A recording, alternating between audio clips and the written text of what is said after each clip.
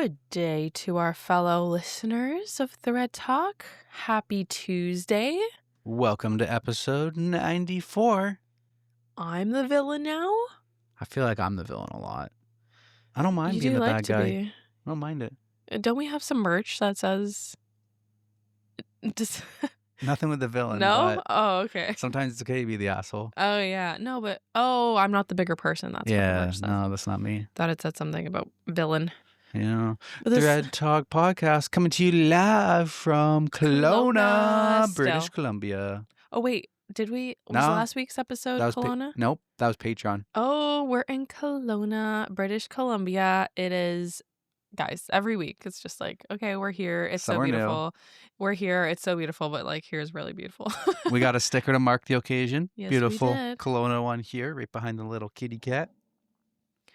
Yep, our studio is getting filled with memorabilia. Mm-hmm. More stickers. As it should be. I mean, we're exploring New places every week. our country. We had the most epic, 2 days. The last 2 days have been so epic. Yeah, it Crazy seems like hike. each week or each day has been getting better and better. Yeah. Crazy hike, waterfall, and crazy bike ride over the KVR. We'll get into that in the life updates. Hell but, yeah, we will. Yeah, it's just been crazy. Let's get into the stories, though. If you guys are new, my name's Denver. This is my beautiful wife, Teresa. Hello. She's got 7 stories. I've got 7 stories. I have no idea what hers are, so I'm always blind reacting to hers and vice versa. She's blind reacting to mine, and we'll rotate through. Who wants to take it away? You were kind of bragging about your stories, so you can take it away. Okay, yeah, I do have a really good one that I'm going to start with. Today I fucked up when I invited a homeless person to a house party. Last night, I, 24 male, convinced a random homeless man to come with me to a house party. I was very high when I made this decision. The house party was also a costume party. I had an extra costume, but not an extra person. So stoned me was like, why not go out and find an extra person? The homeless man on my street was at the top of my list of potential candidates. I approached him and asked if he was keen to go to a house party dressed as a stormtrooper. He asked if there would be food. I said yes, and alcohol. Homeless man was in. We showed up at the house party together. I was dressed like Jesus. White robe, crown of thorns, hippie hair, the conventional version. The homeless man was dressed from head to toe as an average stormtrooper. I encouraged him to avoid removing his helmet and drawing too much attention. A suggestion, not an instruction. I didn't keep my eye on the homeless man for the entire night. He did his thing, I did mine. From time to time, I caught him low-key lifting his helmet above his mouth to eat or drink when he thought no one was watching. Seeing that convinced me that I did the right thing. The homeless man was having a good time and my stormtrooper costume did not go to waste. A win-win. Like I said, I was high. If you're reading this, something obviously went wrong. I found out when it was too late that another person at the party was also wearing a stormtrooper costume. That stormtrooper was at the party with his girlfriend, who at some point confused the two stormtroopers and ended up grind dancing with the homeless stormtrooper. Oh, no. The boyfriend stormtrooper noticed his girlfriend enthusiastically rubbing her butt on another person's crotch and wasted zero time introducing his fist to that recipe. Ooh. I was not there to witness what happened in person, and even if I was, I doubt I would have been sober enough to realize what was going on. I've heard more than one version of the story. Some say the two stormtroopers fought each other until the unknown stormtrooper lost the fight and ran away. Others say that the unknown stormtrooper won the fight and then ran away. That being said, everyone agreed that one of the stormtroopers did indeed run away. No one knows that it was my stormtrooper who ran away with my costume. Man, I really like that costume. Now I might never see it again. Oh my gosh. Okay, how do you not realize that that's not your boyfriend behind you? If they're in the exact same costume, it's plausible. Is it? I could see it happening for Like if sure. it's super dark, I don't know. But also, don't you know your boyfriend's body? A stormtrooper costume hides all that. Stormtrooper costume hides all that. What is a stormtrooper costume? Because I'm picturing like a Star Wars. Teresa doesn't know Star Wars. Oh, it's Star Wars. The guy's in white. Oh, I was picturing like a tornado fighting person. I don't What? Look. like a storm. Oh, what? From the movies. Stormtroopers. See, they Oh all my look the God. same. Okay, I didn't know this. Oh my. That's what it's like. I thought, okay, I was picturing something like Teresa does not do well with any like sci-fi references at all. No, it's brutal. I was picturing like a Ghostbusters costume for some reason. I don't know why, but like something to like catch a tornado. Okay, that sounds so dumb. I swear. Should I like preemptively like show you more pictures of my stories from now on? Sure. Okay, yeah. I think the audience would appreciate it. I've been called dumb and stupid multiple times recently. Fuck those bitches. Yeah, specifically. I wrote her name down. Oh no, Teresa rant coming in. No. I'm not gonna rant. But I'm calling you out, Lily Newton. Lily.Newton. Fuck you. Oh, you're not going to do your and rant? I would urge you. No, I'm not going to do my rant. I would urge you to just stop listening if you think that I'm so dumb and stupid. What happened to like not giving negative energy to the haters? No, I sometimes, the petty part of me comes out and just needs to be unleashed. Teresa did have a rant prepared, so I will see if I can convince her to do it in the life updates version. So stay tuned for that. You can stay tuned, Lily, until the end of the story, until the end of this episode. But after this episode, Yeah. Okay. Scram. Yeah, scram. Totally. So the top comment on the post says, if only they had used blasters, then nobody would have been hurt. I don't get it. Yep, Teresa doesn't get it. Teresa doesn't get it. I was like, no, she's not going to get it. Because in the movies, in the Star Wars movies, the stormtroopers, they always have like the blaster guns, but it's been so iconic that they never hit their target. Like plot armor makes it so like the main people don't get hit by the bullets. Okay. So the stormtroopers just have like terrible aim. And it's kind of like a running joke now because of, plot armor, because movies. Sure. Yep. All right. So that was posted 2 years ago. That came from Today I Fucked Up 2 years ago. And then OP makes another post 1 month ago. Whoa. Yeah. So here's the update. Today I Fucked Up update when I invited a homeless man to a house party. A couple of years ago, I invited what? A couple years ago? What the hell? I just said the OG post was 2 years ago. This post is 1 month ago. So it's been like 2 years since he made a post.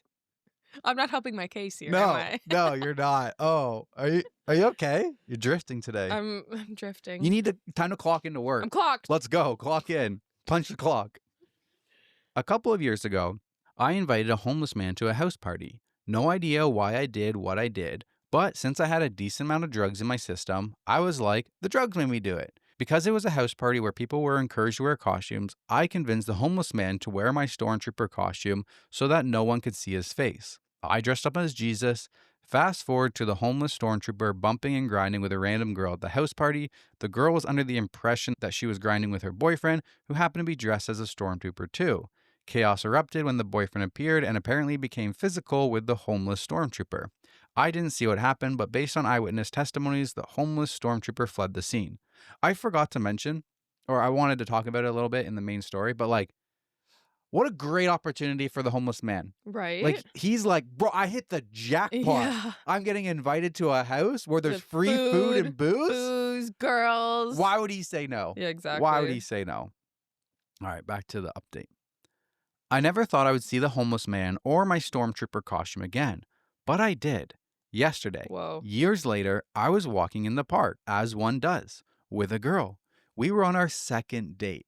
Things were going well until a fucking clone of Tom Hanks in Castaway appeared out of nowhere and surprised us.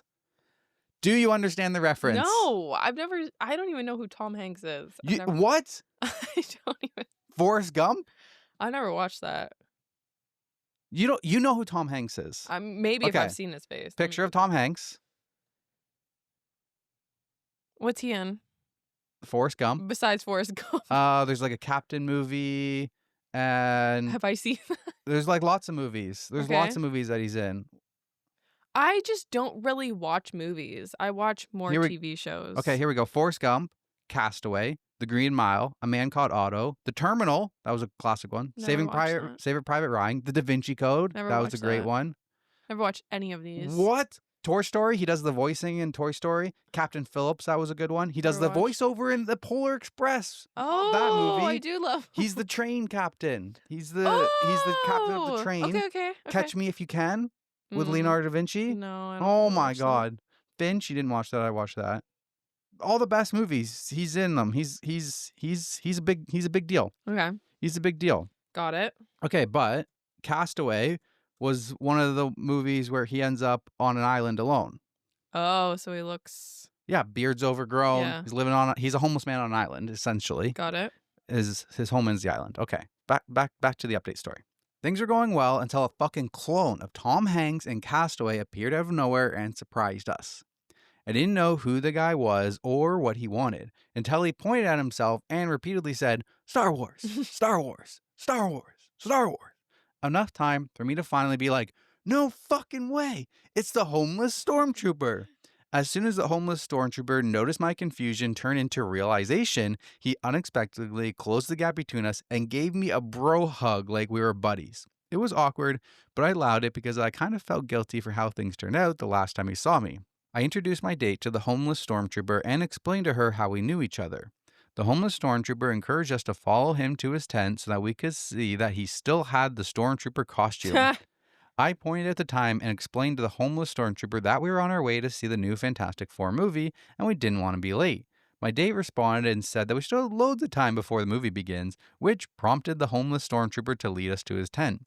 The homeless stormtrooper entered his tent alone and came out like 3 minutes later wearing the stormtrooper costume. My date was really impressed. I did my best to match her energy, but all I could think about was not missing the movie. The homeless stormtrooper disappeared into the tent again before reappearing with a skateboard and doing tricks for us. My date, who seemed to have forgotten we were supposed to be bonding and shit, took out her phone and proceeded to film the homeless stormtrooper for her TikTok or whatever. Huh? Meanwhile, another person emerged from the tent. I kid you not, this person literally looked identical to the homeless stormtrooper. I didn't ask, but I figured they were twins. The homeless twin approached me and offered to sell me condoms. What? The guy lifted his shirt and revealed a fucking belt made of What? condoms strapped to his waist. I said no thank you, but he refused to take no for an answer, saying that he could tell what size condom I used just by shaking my hand, What? which made no fucking sense to me. My date overheard that shit and encouraged me to shake hands with the homeless twin. Dude. To please my date, I played along and shook the dude's hand. Needless to say, it was no ordinary handshake. The homeless twin didn't let go of my hand for at least 30 seconds before pointing to one of the condoms on his belt and saying, "Regular." The date asked me if that was accurate. I was like, what are the odds of me being average like most people on Earth? My sarcasm didn't land, and I ended up paying the homeless twin for his overpriced and expired condoms just to make him leave me alone. I was just about to inform my date that it was time for us to go, but then the homeless stormtrooper fell off of his skateboard. After helping him get back on his feet and making sure he was 100% okay, I gave him some money and said goodbye. We were late for the movie, which I'd already paid for, so I had to book another time slot and pay again for both me and my date. In other words, I paid twice the price, twice for an IMAX show in 3D, which is not cheap. On top of that, I had to pay a condom whisperer for prehistoric condoms and a skateboard cosplayer for existing, I guess. Weirdest and most expensive second date of my life so far. What the heck? Oh my god. Dude. This feels like a fever dream. Like it's playing in my head as like a fever dream. Like Right? what there's like you're talking to this homeless guy and then in the background there's like a guy on a skateboard just like passing through the scene and falls. Yep. This is very surreal and I imagine he probably felt the same way in that moment. I love that Yeah. the girlfriend's just encouraging it. She's like, no, let's stay. Let me get a video of this guy for Right? TikTok. I find that kind of disrespectful to be like A little bit. To pull putting your a phone? phone. No way I would pull up my phone. There's That- no way. I don't like that. But Even like when we make our vlogs, like, oh, I hate like people seeing us film. Oh, me too. And like I try to put my phone, like the camera down if like they're in frame. Like I try to keep people I know. out of the vlog frame. Like I Yeah. don't like filming people without their permission. So, Yeah. and I definitely hate asking for permission too. So, top comment on this post says, I got to where you said she seemed to forget that we were supposed to be bonding. My dude, that was what was happening way more than a movie could offer. No, but like I mean, for I guess it is real. true. Bro, they are bonding way more to Yeah. this experience of the homeless people than sitting in the movie theater watching a movie. Yeah. You're not really bonding No, during the you're movie. not learning about that person. I feel like in this moment, you are kind of learning about that Yeah. other person, like, You're the way learning they that interact with a homeless person and, yeah, they like, pulled their phone. how helpful they are. Yeah, exactly. That's a red flag for me, Yeah, but that's like, huh? yeah. So that was all the updates when I found this story. And I just wanted to check the profile to see if there was another update. And there's another update that comes in 22 days ago. So I guess a week Okay. goes by and he makes another update post. I haven't read this one, so I'm also blind Okay. reacting to this one. So, update number 2. I returned to the homeless twins with the same girl I was on a date with the last time I crossed paths with the twins. I didn't come empty handed. I actually brought the homeless stormtrooper a new skateboard since he seemed to enjoy skateboarding. For the condom whisperer, I got condoms, ones that were not expired, because he was selling me condoms that practically predated the internet. Jesus. I must admit, I could have behaved better during my previous interaction with the homeless twins. I gave them some money last time, but considering the entertainment value they added to an otherwise ordinary date, I made a decision to purposefully include the twins in my third date. Not necessarily for me to get more entertainment out of the experience, but mostly just to show them some love. That's nice. My date, who was super keen to involve the twins in our third date, made both of us enough pizza for the skateboarding stormtrooper and the condom whisperer to share between themselves and others. When we approached the tent belonging to the twins, we noticed one of the twins, aka the condom whisperer, playing with a stray cat. Oh. Picture the following. The condom whisperer sitting on an upside down bucket with a condom attached to a fishing rod, which he was playfully used to attract the cat. As soon as he saw us approaching, he turned towards the tent and said something I was unable to hear because I was too far away, but I assumed he was telling the person inside the tent that we were coming. When we finally got close enough, the condom whisperer stood up and started waving. We waved back and shared everything we brought with us. The condom whisperer gratefully accepted the pizza. However, what really made him smile was not the boxes of pizza, but the boxes of condoms I gave him. Not gonna lie, I thought it would be kind of funny giving someone an absurd amount of condoms. But when I saw the condom whisperer's reaction, it was unexpectedly wholesome. I eventually showed the condom whisperer the skateboard, which prompted him to summon the person inside the tent to come out. The stormtrooper emerged moments later, dressed in the stormtrooper costume, as if that was his look literally all the time. He hugged me and said thank you after accepting the skateboard, which was enough for me, but my date wanted to see his face. So she asked if he was willing to remove the stormtrooper helmet. In fact, she was like, bro, you're wearing the stormtrooper costume just for us. Like, totally cool, but please feel free to wear whatever you want.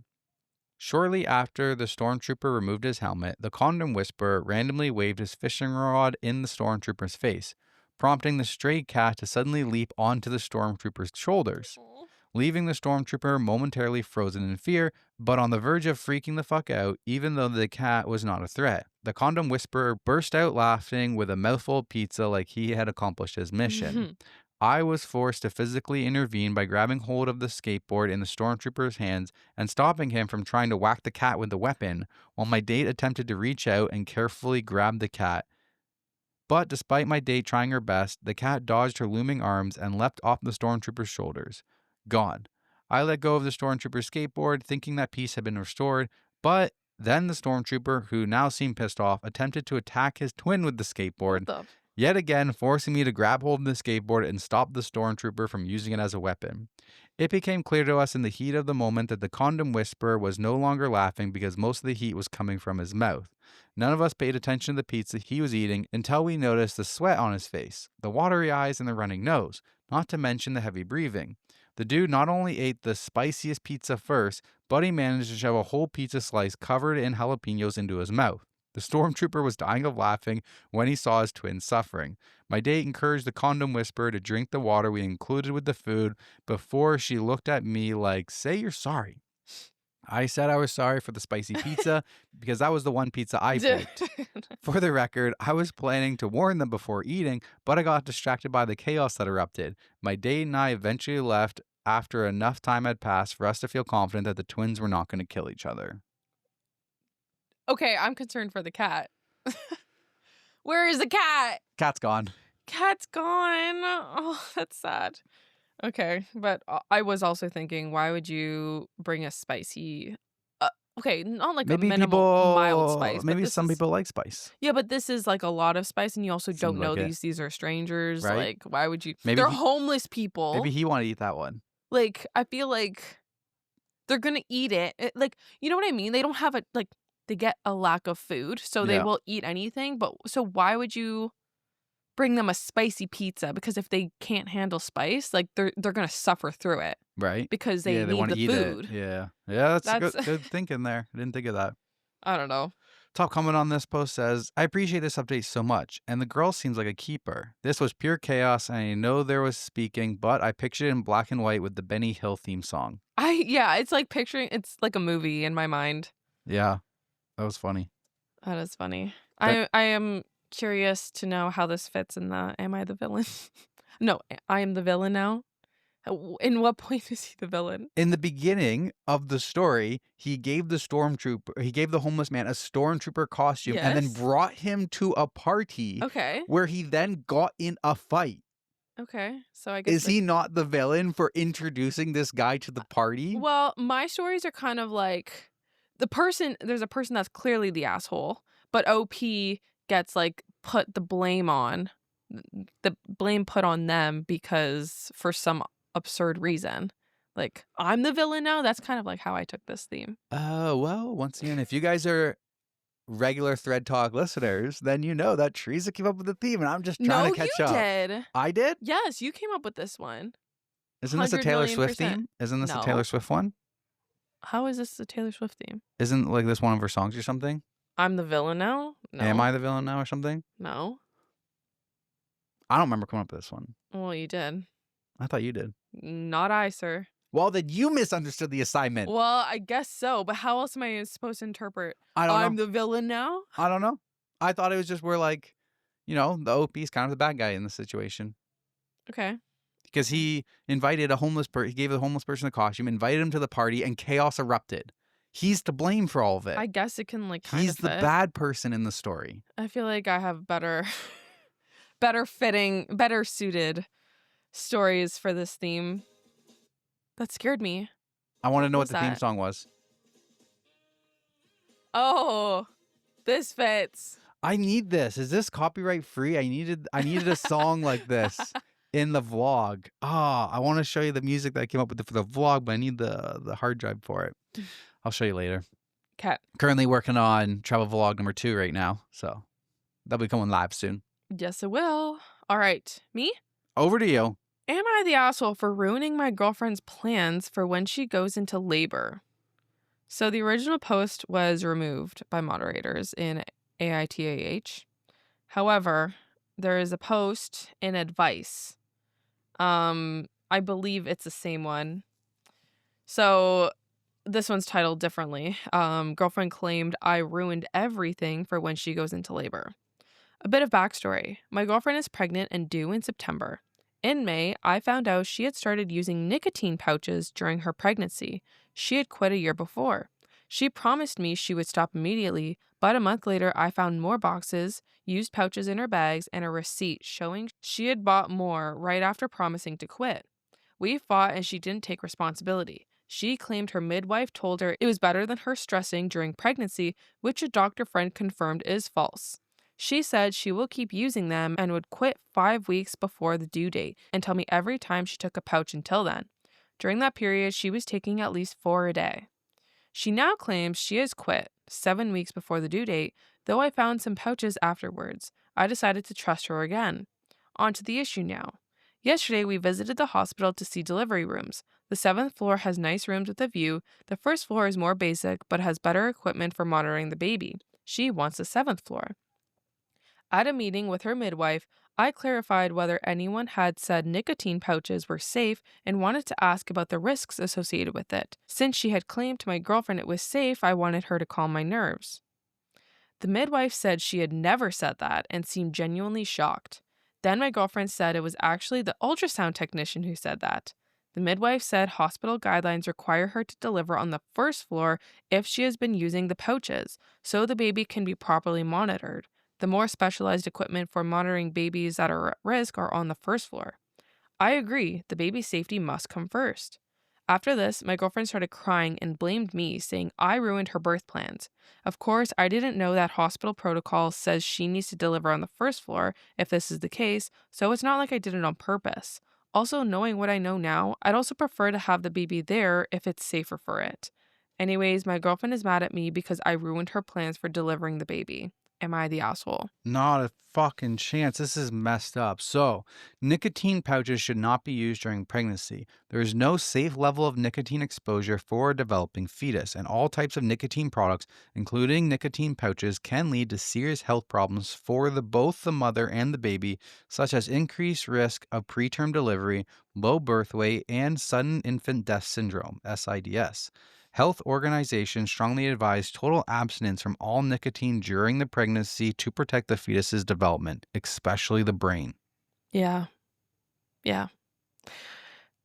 It's crazy also because he says that she quit a year ago.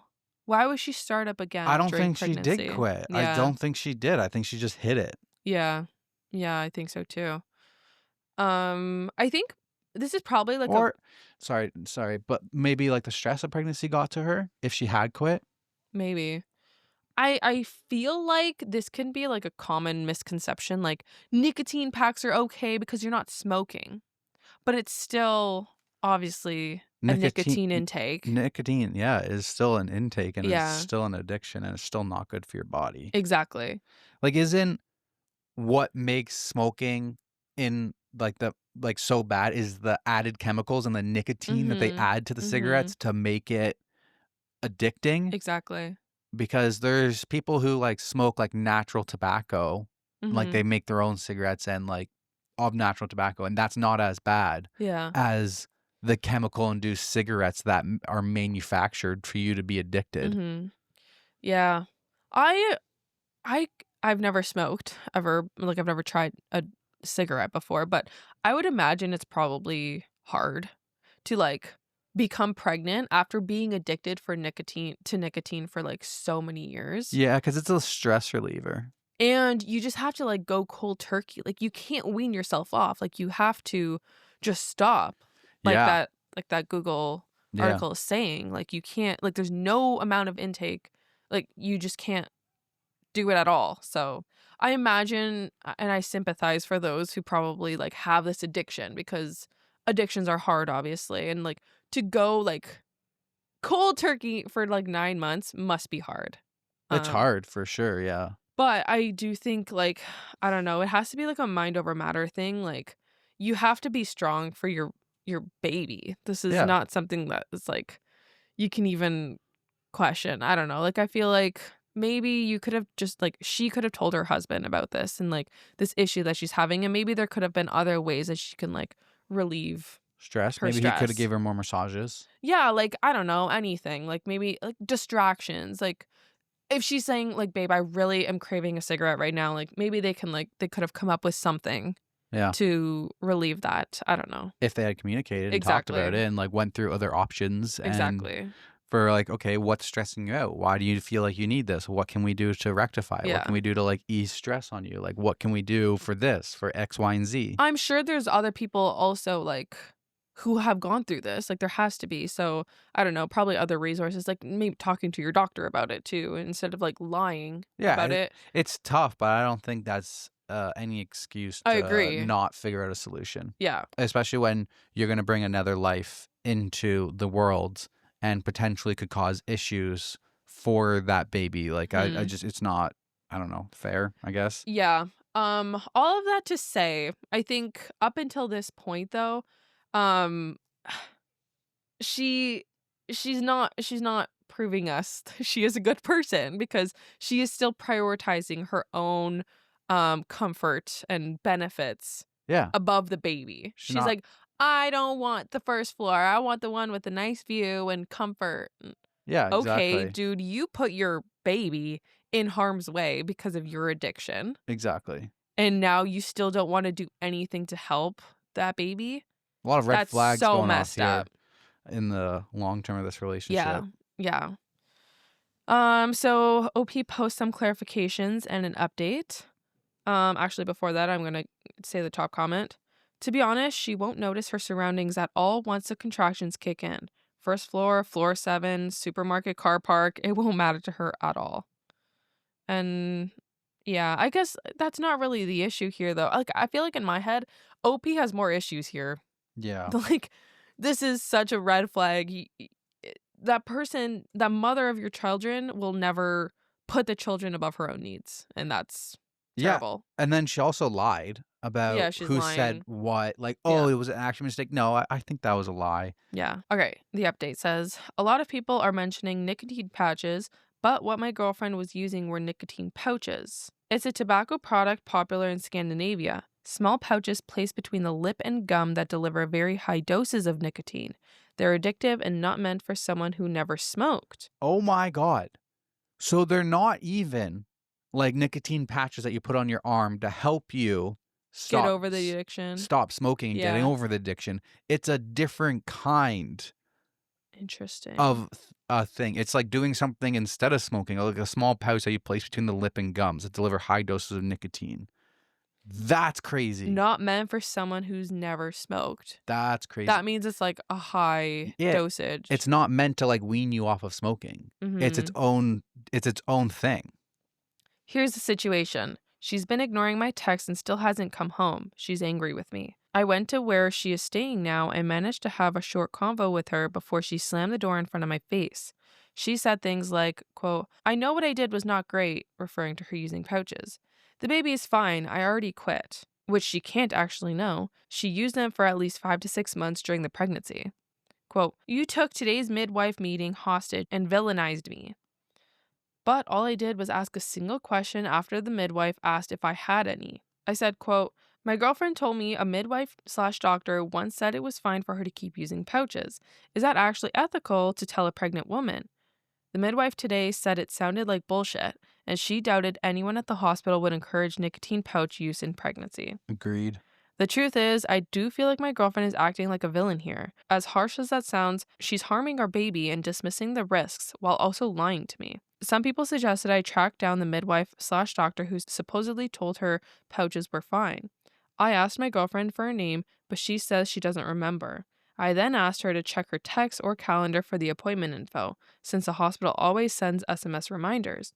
She claims she never got a message and didn't note it down, which I don't believe. I'll try calling the hospital myself to verify. There's no point. She obviously There's no made this point. up. It's very She's clear. not going to track it down. She's showing zero accountability. To those saying I made the wrong choice getting her pregnant, I agree. She's been great otherwise, but the pouches issue has shown me a completely different side of her. There have been a few red flags before, but nothing deal-breaker worthy. She can be stubborn, though. If we weren't expecting a baby, I'd probably leave. The lying and putting her needs above our kid is a deal-breaker. But right now, I feel leaving would also hurt my son's future. She's already given him a bad start, and splitting immediately would just add instability. So I'm stuck between feeling betrayed and angry and feeling like I need to wait to see how she is after the birth before making big decisions. No, I'm out on that, man. Like, I'm out on that. I kind of get it, though. Like, you want what's best for your kid now. Like, your priority is your kid. The priority is my kid. I'm going for a court-ordered full custody. Yeah, I'm going for you put the kid in danger before he's even born. Yeah. So I'm trying to get a court order. Absolutely. Yeah. This is like the mom's being an alcoholic, essentially. Like, you're addicted to a substance that's harming the baby. So I'm going to see what my options are. I'm getting a lawyer, and I'm going to see what my options are to get full custody. Yeah. That will be stability. If you can get full custody right out of the womb, there's your stability. Because if you try and balance this, you are literally going to be like walking across ice for instability. Yeah, that is true. It's probably, I guess there is still that risk, though, of like, what if, like, for whatever reason, like, the court gives her full custody? I don't know. And it is what it is. But then that's worse off for the kid. And that's, I think, what he's trying to avoid. I guess. I don't know. That's probably his mentality mindset right now. Yeah, so. It's not an easy decision. That's tough for sure. That's hard. That's hard. Definitely. All right. Back to you. All right. So this one's actually coming from r/ThreadTalk podcast. Woohoo. If you guys have any stories that you guys want us to read on the podcast, then make sure you guys up it down on r/ThreadTalk podcast, and we'll get to it. So, Am I the asshole for handing someone garbage? I, 26 female, live near a very rural conservation area in Ontario where I take my dogs for a walk every day. I've been coming to this trail my entire life and love it as it's a very beautiful location in the middle of nowhere surrounded by nature and fields. It tends to get very busy in the fall when all the leaves change color and we get an influx of tourists wanting to take some I'm photos. getting giddy. Teresa loves fall. One particular day, I went to the trail, and just ahead of me was a family of 4, just starting their walk also. The family consisted of 2 older people, I assumed a mom and a dad in their 60s, with their son and I believe his girlfriend, both in their early 20s. They were definitely tourists out on a day trip. Right at the start of the trail, I watched the younger guy do a classic Kobe Bryant shot we all used to do in high school while throwing our trash at the garbage, except he was throwing his trash into the bushes. There was a garbage can within walking distance, but instead he chose to litter. Mm-mm-mm. Now, usually, I'm a mind my own business type of person, but at this point in the fall, I was getting pretty sick of tourists coming and taking over the trail and being rude, so I thought, you know what? I'm going to pick that garbage up and give it back to him and let him know that I watched him try to litter. I walked past the garbage at first and wasn't going to do it, but I turned around and got it because you know what? Fuck it. I saw him do it, and that's so disrespectful to do, especially when you visit a conservation area. So I picked up the garbage I saw, which was a small Ziploc bag, and I caught up to the family. The dad turned to pet my dog, so he was the person I was talking to. I put my hand out with their garbage and said I wanted to give this back to him since I just watched him throw it on the ground. As I pointed to his son, and he waved his son over, so I handed the garbage to the son.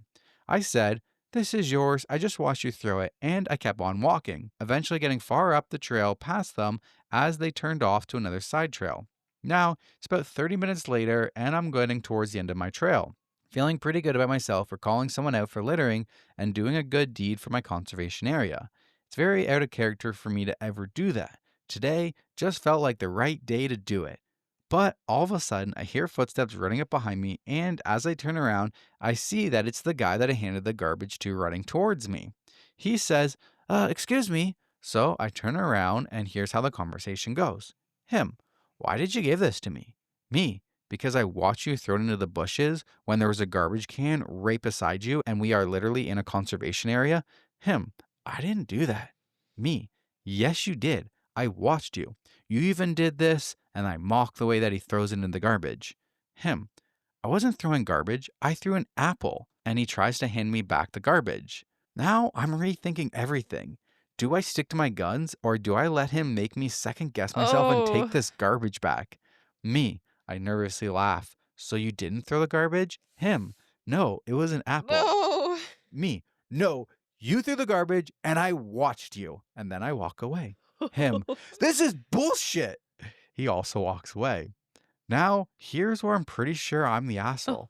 I decided to double down and stick to my guns here because what am I going to do? Take the Exactly. garbage back? No way.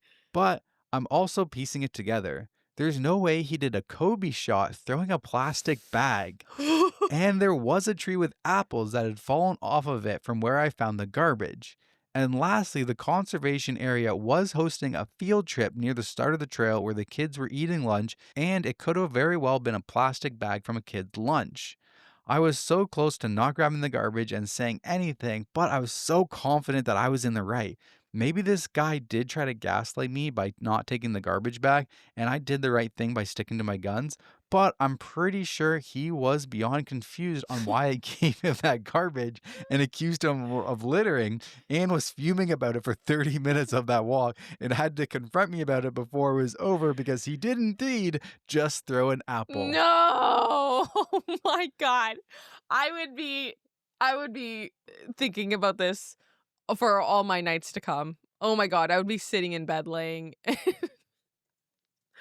Oh man, I feel so bad because yeah, like you think you're doing a good thing, but then you're wrong. Right? Oh, that's that gives me that makes me cringe. I'm here for it too, because like I've Yeah. got this energy too where like, That just happened to us I could pick up some garbage and hand it back to them. What do you mean it just happened to us? in Jasper. Remember? No? Yes. You did it. You said, "Do you remember?" I said, "No, I What? don't remember." And you're like, "Yes, you remember." No, no. Remember when we went to Spirit Island? Spirit The Island. lady, she was Oh, in her purse. yep. And then she dropped something out of her purse It and was like a didn't pick it wrapper. up. It was a wrapper. And I said something to you. I was like, does she do that on purpose or something? And then you like didn't even think twice about it. You Excuse just me, grabbed ma'am. it. You No, dropped you something. didn't even grab it. Yeah, No, I just pointed. Just pointed and you're like, you dropped something. Yep. And then she picked it up. Yep. And yeah, I appreciate that energy. But I'm also similar to this girl where like I probably like it's hard for me to say something. Yeah. Because But that's then you work up the courage to do it. Like 99% of the time, Yeah. you wouldn't do it. But you're like, no, I'm in the right. So you do it. And then you're wrong. And then you're like, wait, am I wrong? Like, would he Kobe shot a plastic bag into the garbage can? Or is it more like he picked up an apple, something round like a ball, that fell off of the tree branch and just kind of chucked it off the path because it's an apple? Mm-hmm.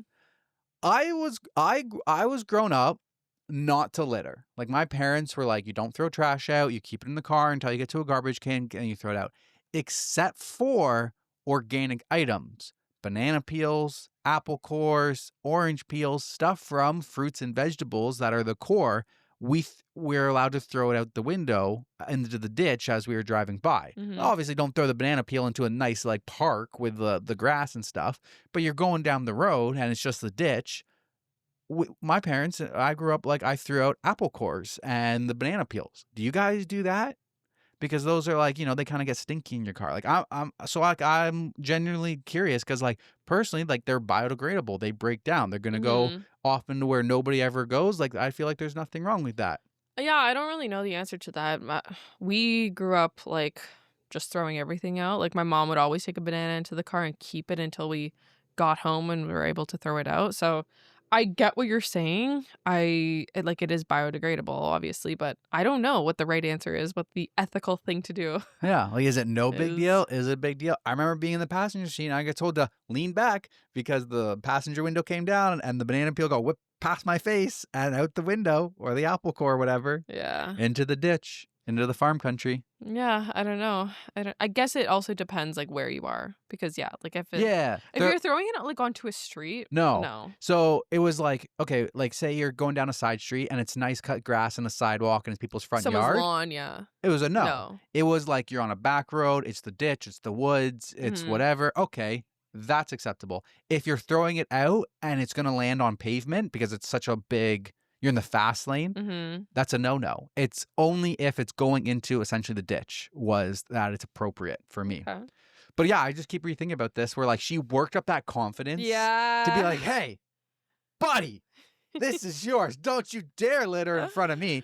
Also, I genuinely do think that humans are kind of like parasites of the world and they're fucking despicable and they're gross and they're disgusting. And yeah, I'm unfortunately, we're one of them too. But I hate people who litter. I know. Who like leave messes, who are disgusting, gross. I hate going on a trail and like seeing litter. Like sometimes I'll pick up the litter, even though it's not mine. Teresa's like, "What the hell are you doing?" And I will take it to the garbage can. And I hate people who leave it behind. You just touch it with your bare hands. Yeah, because I don't care. No idea. Yeah, but you're like, it's there's gross. a risk. It's dirty. No, but there's a risk. Like you have no idea. I ate dirt as a kid. My immune system can handle it. Okay. I ate horse grain. I ate dirt. I ate shit as a kid. Yeah, the amount of litter and just like mess that people leave, it makes me realize just how many people are like this. It's disgusting. It's just like it's so common that like I don't know, in our circle of people that we know, like I feel like there's a percentage of like people that we know that have to do this, and like that thought disgusts me. Have to do what? That do that litter. Okay. No, not my circle. I just mean like because it is just so common. Yeah. Like there's probably people that we know that do that. They get called out by me if they did it in front of me. Yeah, like I've never seen anybody do it, but I'm just saying like I choose not to be friends with those people. Yeah. Why I have no friends. Well, we don't have any friends. Exactly. We have you guys. Yeah, that story. I appreciated that story. I love that it's from Ontario too. Yeah, exactly, right? From Ontario and on ThreadTalk podcast. I was like, damn, I like that. That was a good story. Yeah, nice. All right, back over to you. All right. Am I the asshole for liking my husband's receptionist selfies? I, 28 female, moved with my husband, Tony, 30 male, from a beautiful mountain city to what honestly feels like bumfuck nowhere in Illinois so he could take a promotion. He's always been very work oriented, and that was something I admired about him when we first met, so I agreed to support him and move. After the move, I struggled. I have 2 toddlers, I'm socially awkward, and it's hard for me to meet new people. The only people I knew here were a younger couple, Lauren, 24 female, and Matt, 25 male, who moved with us because Matt works directly under my husband. Lauren and I were friendly, though not super close. One day, Lauren reached out because she thought I should know something. Apparently, Tony had set a little lunch spot up on the roof at work. A canopy, blanket, the whole thing. But instead of eating up there alone, like he told me, he was up there every day with his 22-year-old female receptionist, Becky. Lauren even sent me Becky's Instagram so I could see for myself. That's when I noticed Tony not only followed her, but had gone through and liked all of her selfies. That stung, because he'd completely left out the part about her joining him for lunch every day. On top of that, she's supposed to be answering his phones, not picnicking on the roof. So it felt fishy. Fishy enough for Matt to notice and for Lauren to feel like I should know. I decided not to be mad at Becky. For all I knew, she didn't even know I existed, which didn't feel impossible since when I once stopped by his work, some of his coworkers seemed shocked to learn that he was even married.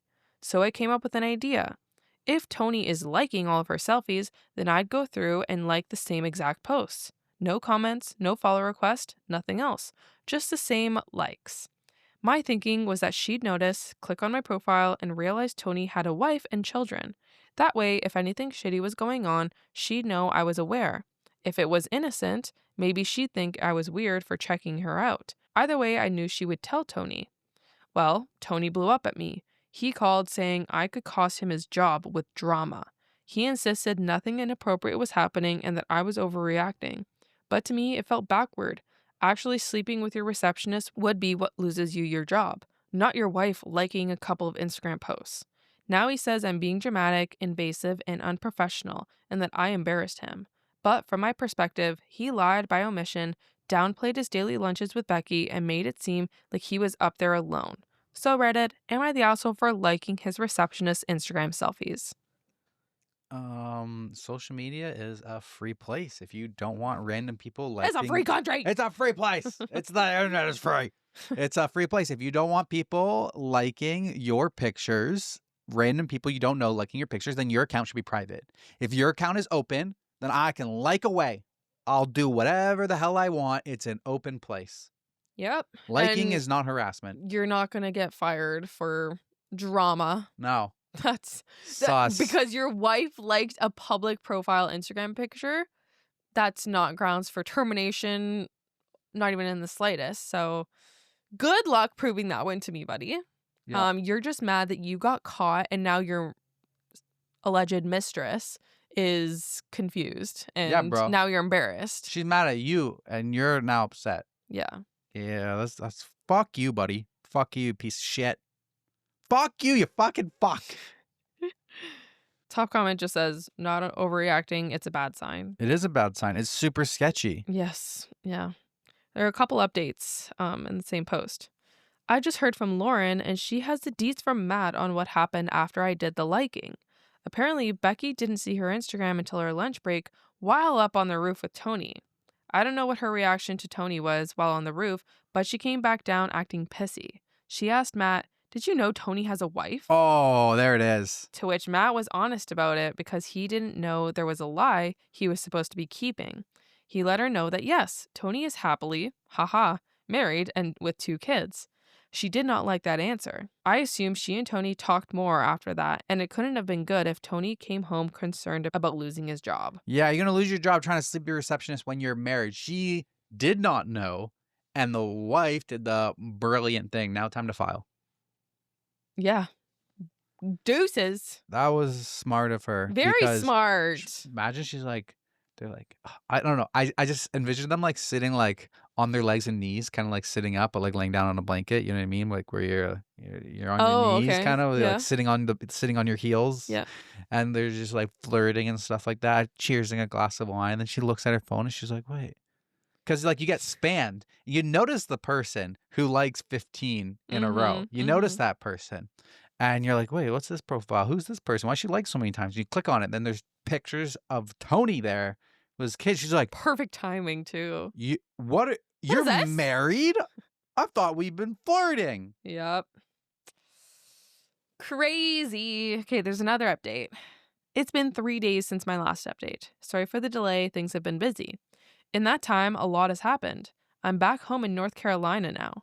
For the moment, I'm staying with my mom while I work on figuring out all of my options. So here's what happened. After the Instagram situation, I was met with complete silence. Eventually, I asked him directly, "Are you done trying?" He answered calmly, "Yes." I told him, "If you're done, then there's no point in me continuing to try." He agreed just as calmly. We had a very quick, rational conversation right then and there. We agreed I'd move back to North Carolina. We agreed on an amount of monthly support we both felt was fair. He's fine with me taking the kids, but he wants to keep the cats. So that's where things stand now. It's not dramatic or explosive, just over.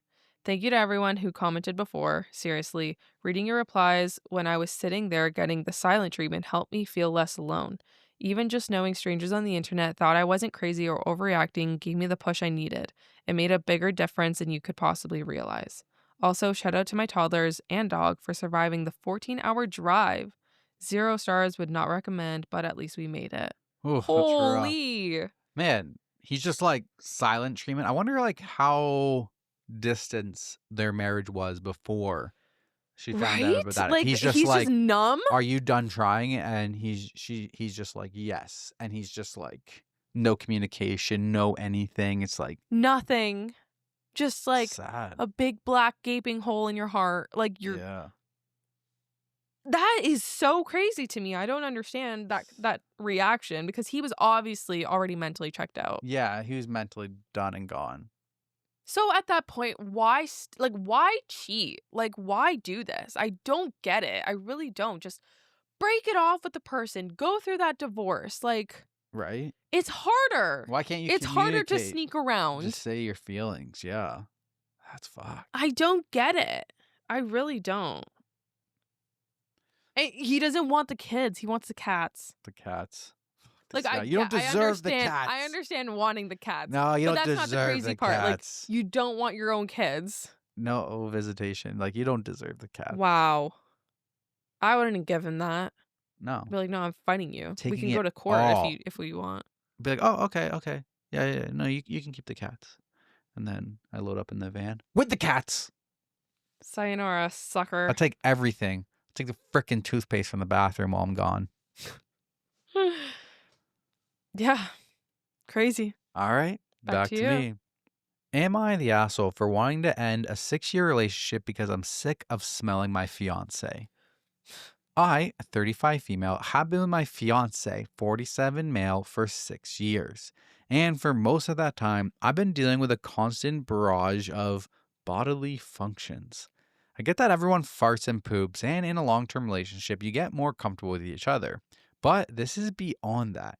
He will deliberately get up while relaxing in bed and let out the loudest, stinkiest fart while heading out of our bedroom to the bathroom to poop. I've told him repeatedly that it grosses me out and to at least hold it until he's out of the bedroom door. He ignores this and keeps doing it. In public, he will fart in grocery aisles when there are other people around, then walk away, leaving me standing in a stink cloud, looking like I was the one who did it. He thinks this is funny. I think it's humiliating. We live in a house with one bathroom, upstairs. He poops with the door open, and the smell drifts all the way down the stairs to the main living area. It's constant. I'm tired of smelling this man all the time. It's disgusting, and honestly, it's killed my sexual attraction to him. I've told him so many times that this bothers me, but he either laughs it off or says, "It's natural, get over it." But it's not about nature, it's about respect. I don't know how I'm supposed to want to be intimate with someone when I'm constantly grossed out by them.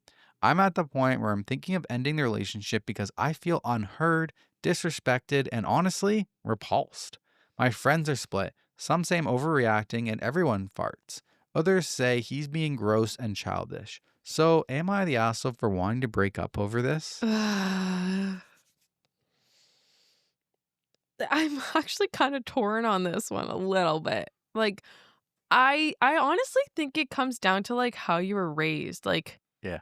if you think that this is normal and silly, because like I don't know, I feel like I'm relating it to our relationship, and there are some times where I'm fed up with you, and I'm like, can you absolutely stop farting? Like, Right? I'm done with you.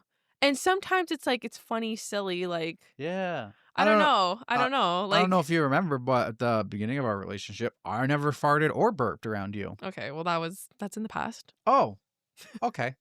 That's in the past, and now you do. I'm going to go back to not doing it then. Okay, then don't. Because my biggest pet peeve about you farting is you farting On you. on me I don't do that anymore. anymore. But you don't warn me. We could be sitting on the couch. No, the funniest thing is your legs are on top of No, me. no, And dude. then I fart and you're like, My feet you vibrate. farted on me. They vibrate because of your fart. So that is close enough where you can at least warn me. Mm-hmm. So Mm-hmm. yeah, I'm calling you out. Okay. Okay. So I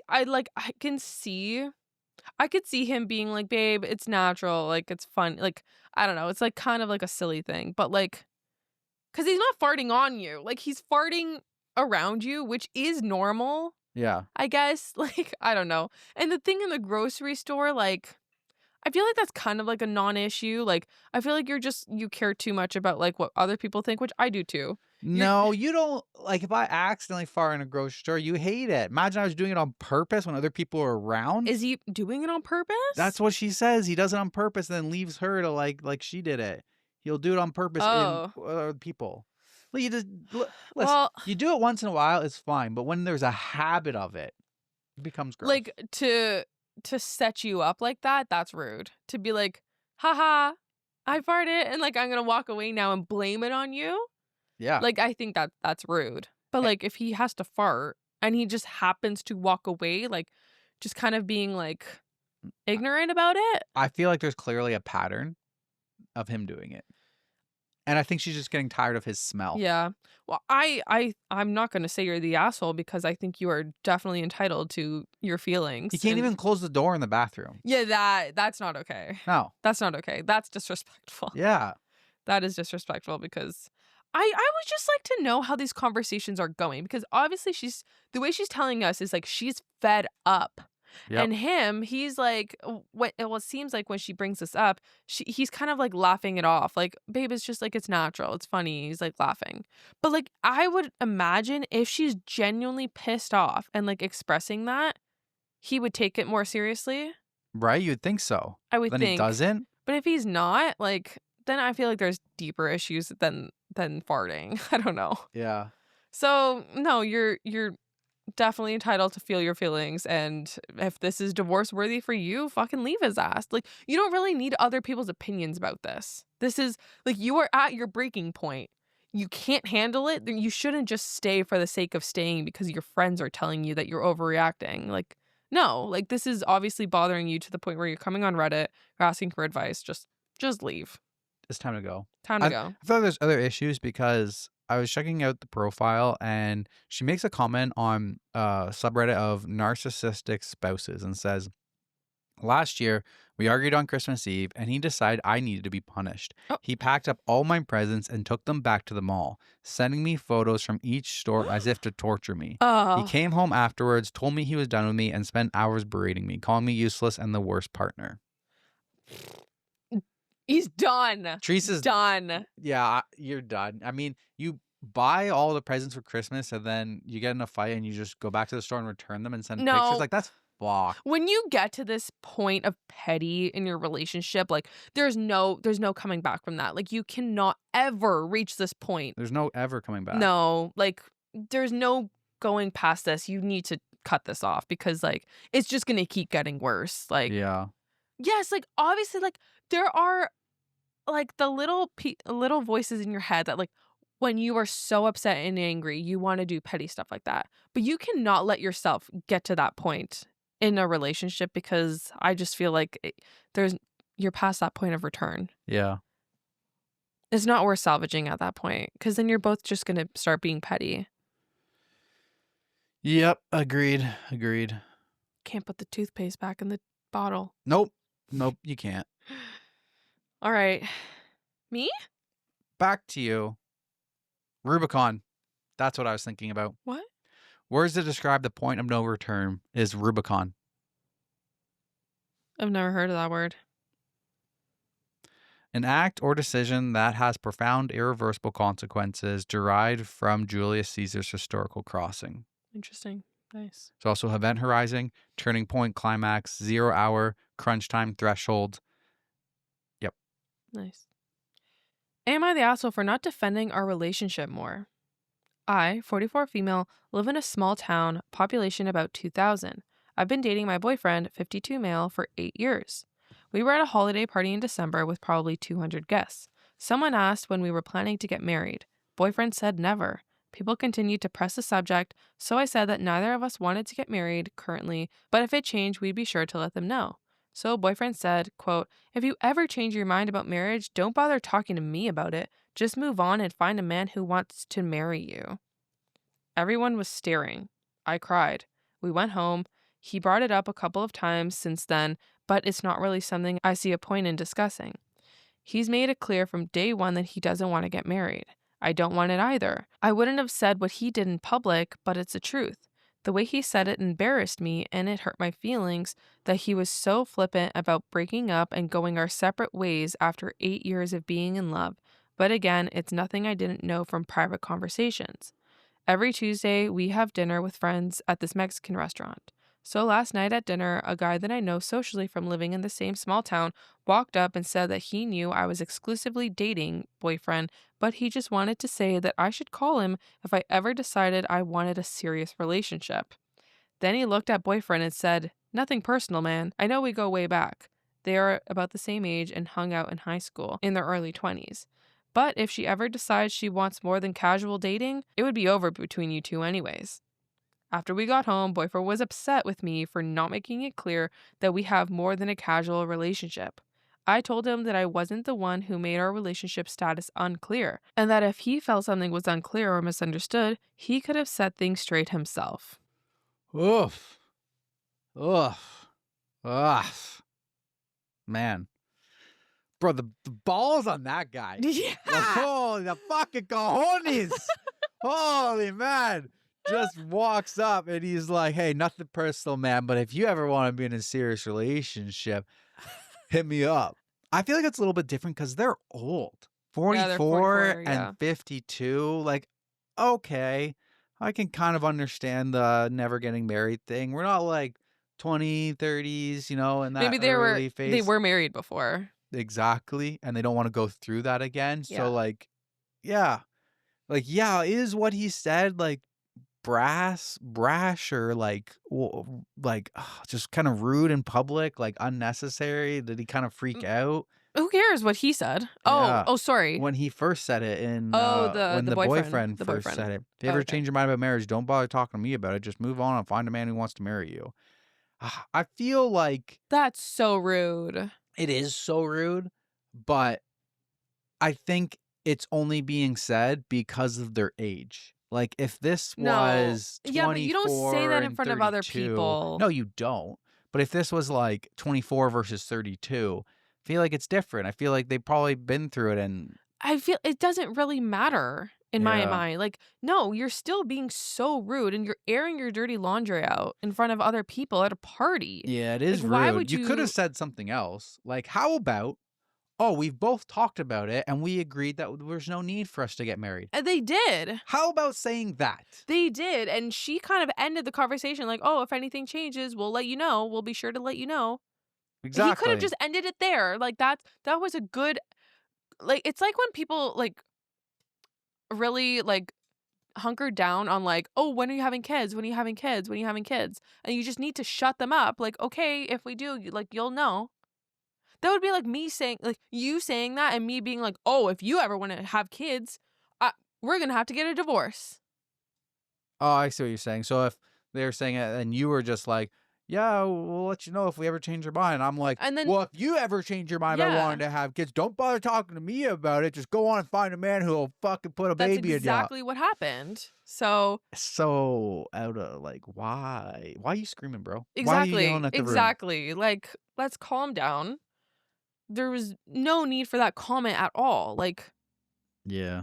And he didn't even apologize. Could have at least apologized. Like, hey, sorry I said it that way. I thought we were both on the same page, blah, blah, blah. Like, I you didn't, also no just feel apology. like, yeah, no apology. And like, yes, being in public like makes this 10 times worse. But I feel like even if he just said this to her one-on-one, it's still rude.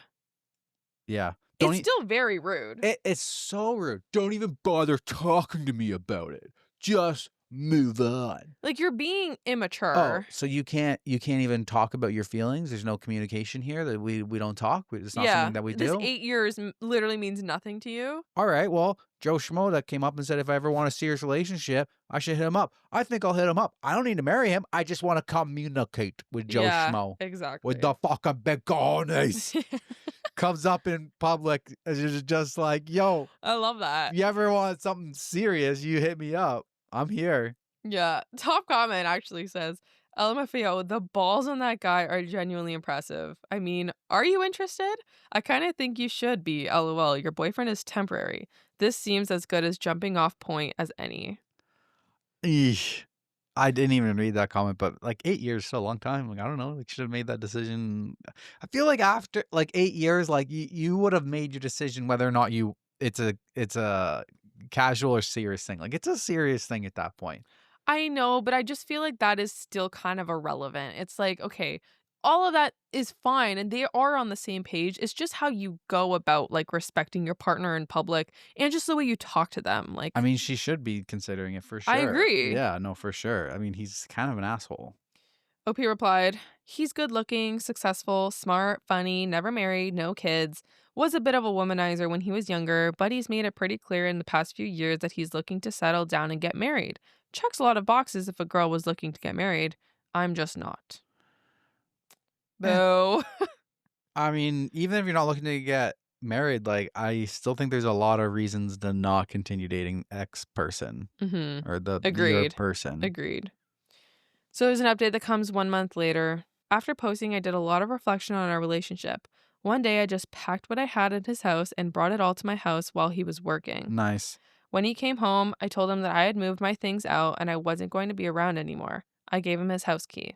Boyfriend feels blindsided by me moving out. He doesn't understand how he went from happy and peaceful to me moving out and living an hour plus away when essentially nothing changed. Hey, buddy, you said This don't is what talk. you asked for. You said don't talk to me about it. Just leave. This is exactly what you asked. What is this? This is malicious compliance. Yes. This is exactly yes, what it is. It is. I still have feelings for him, but it wasn't nearly as painful as I expected it to be. I have too many hard feelings towards him for the way he treated me and my kids, especially in the beginning of our relationship, to try to salvage anything between us. And I most definitely have too much resentment towards his youngest son, 24 male, to ever consider working on things and trying to be anything that resembles a family with either of them. 8 years and I packed everything I had there in 2 hours like it was never there. Why? How have you even spent 8 years in this relationship then? Right? During the first couple of years, I feel like though it does take some it does take something minor sometimes to just like wake you up. It was pretty it wasn't really that minor. It was pretty guess. big, but like you're saying that like you grinded through the first couple of years. Like, why? Sometimes I just think you have rose-colored glasses on and there's just like a point that like breaks you. I guess. During the first couple of years, I did tell him how he made me feel, but his answer was always, this is the deal, take it or leave it. It took 8 years, but I decided to leave it. I mean, you took it for 8 years. I suppose at some point I emotionally checked out of the relationship and just started to let things be. Many of the issues have just sorted themselves out with time, but the underlying hurt is still raw. My house doesn't feel like a home to me anymore. I've been staying with my children, who are away from home attending college. I've completely moved out of my house and I officially put it on the market last Friday. For now, I'll just commute to work until I figure out what I'm going to do going forward. And then there's a couple edits here that I'll just get into. First, let me say that I'm absolutely amazed by all your kind words and well wishes. I can't believe how kind and supportive you guys have been. I'll address a couple of common comments and questions. First, I guess the most popular is about the guy from the Mexican restaurant. I've spoken to him since, but it's not the fairy tale ending you guys are dreaming of. I'm definitely not in a place where I'm ready to date, and I can't remember his exact words, but the gist was he'd be happy to take me out sometime, but he was just being a dick to ex-boyfriend on purpose because of what he said at the party and other things he'd seen boyfriend do over the years. Very anticlimactic, I'm afraid. Although he does frequently work around where I'm living, so who knows what the future holds. Second, financial concerns. If you guys want to take back all of your "I'm proud of you" comments, I understand. I really have no excuse for staying. I'm well educated. I earn a good living, well above six figures. I wasn't always, but I literally spent 20 years going back to school time and time again. For the past few years, I've made significantly more money than ex-boyfriend. I really have no excuse for why I stayed so long. That makes me sad. That is sad. Because, yeah, that is just, you were in an abusive relationship, Yep. a mentally abusive relationship that I don't think you should blame yourself for that. You were manipulated. And yeah, I'm glad, better late than never. I'm just glad you got out 8 years later. Yeah. Think about time. Yeah. Okay, so one of the comments says, quote, "And I most definitely have too much resentment towards his youngest son, 24 male, to ever consider working on things and trying to be anything that resembles a family with either of them." And the comment says, "Info." Opie replied, "My husband died. I was a single mom. Boyfriend's youngest was 17 when we introduced our kids. He hated me and my children and did anything he could think of to cause us misery. I can't think of everything, but if we were planning to go out for dinner and invited him, sometimes he'd refuse to come if we went. He'd say that he'd have dinner with his dad only, and if his dad said, okay, let's have dinner, just us tomorrow, he'd start with the guilt tripping until boyfriend broke our plans. Last time he did this he was 20 or 21, so definitely not a kid. One time he threw a fit at Christmas because he got wind that his dad got my kids a few things.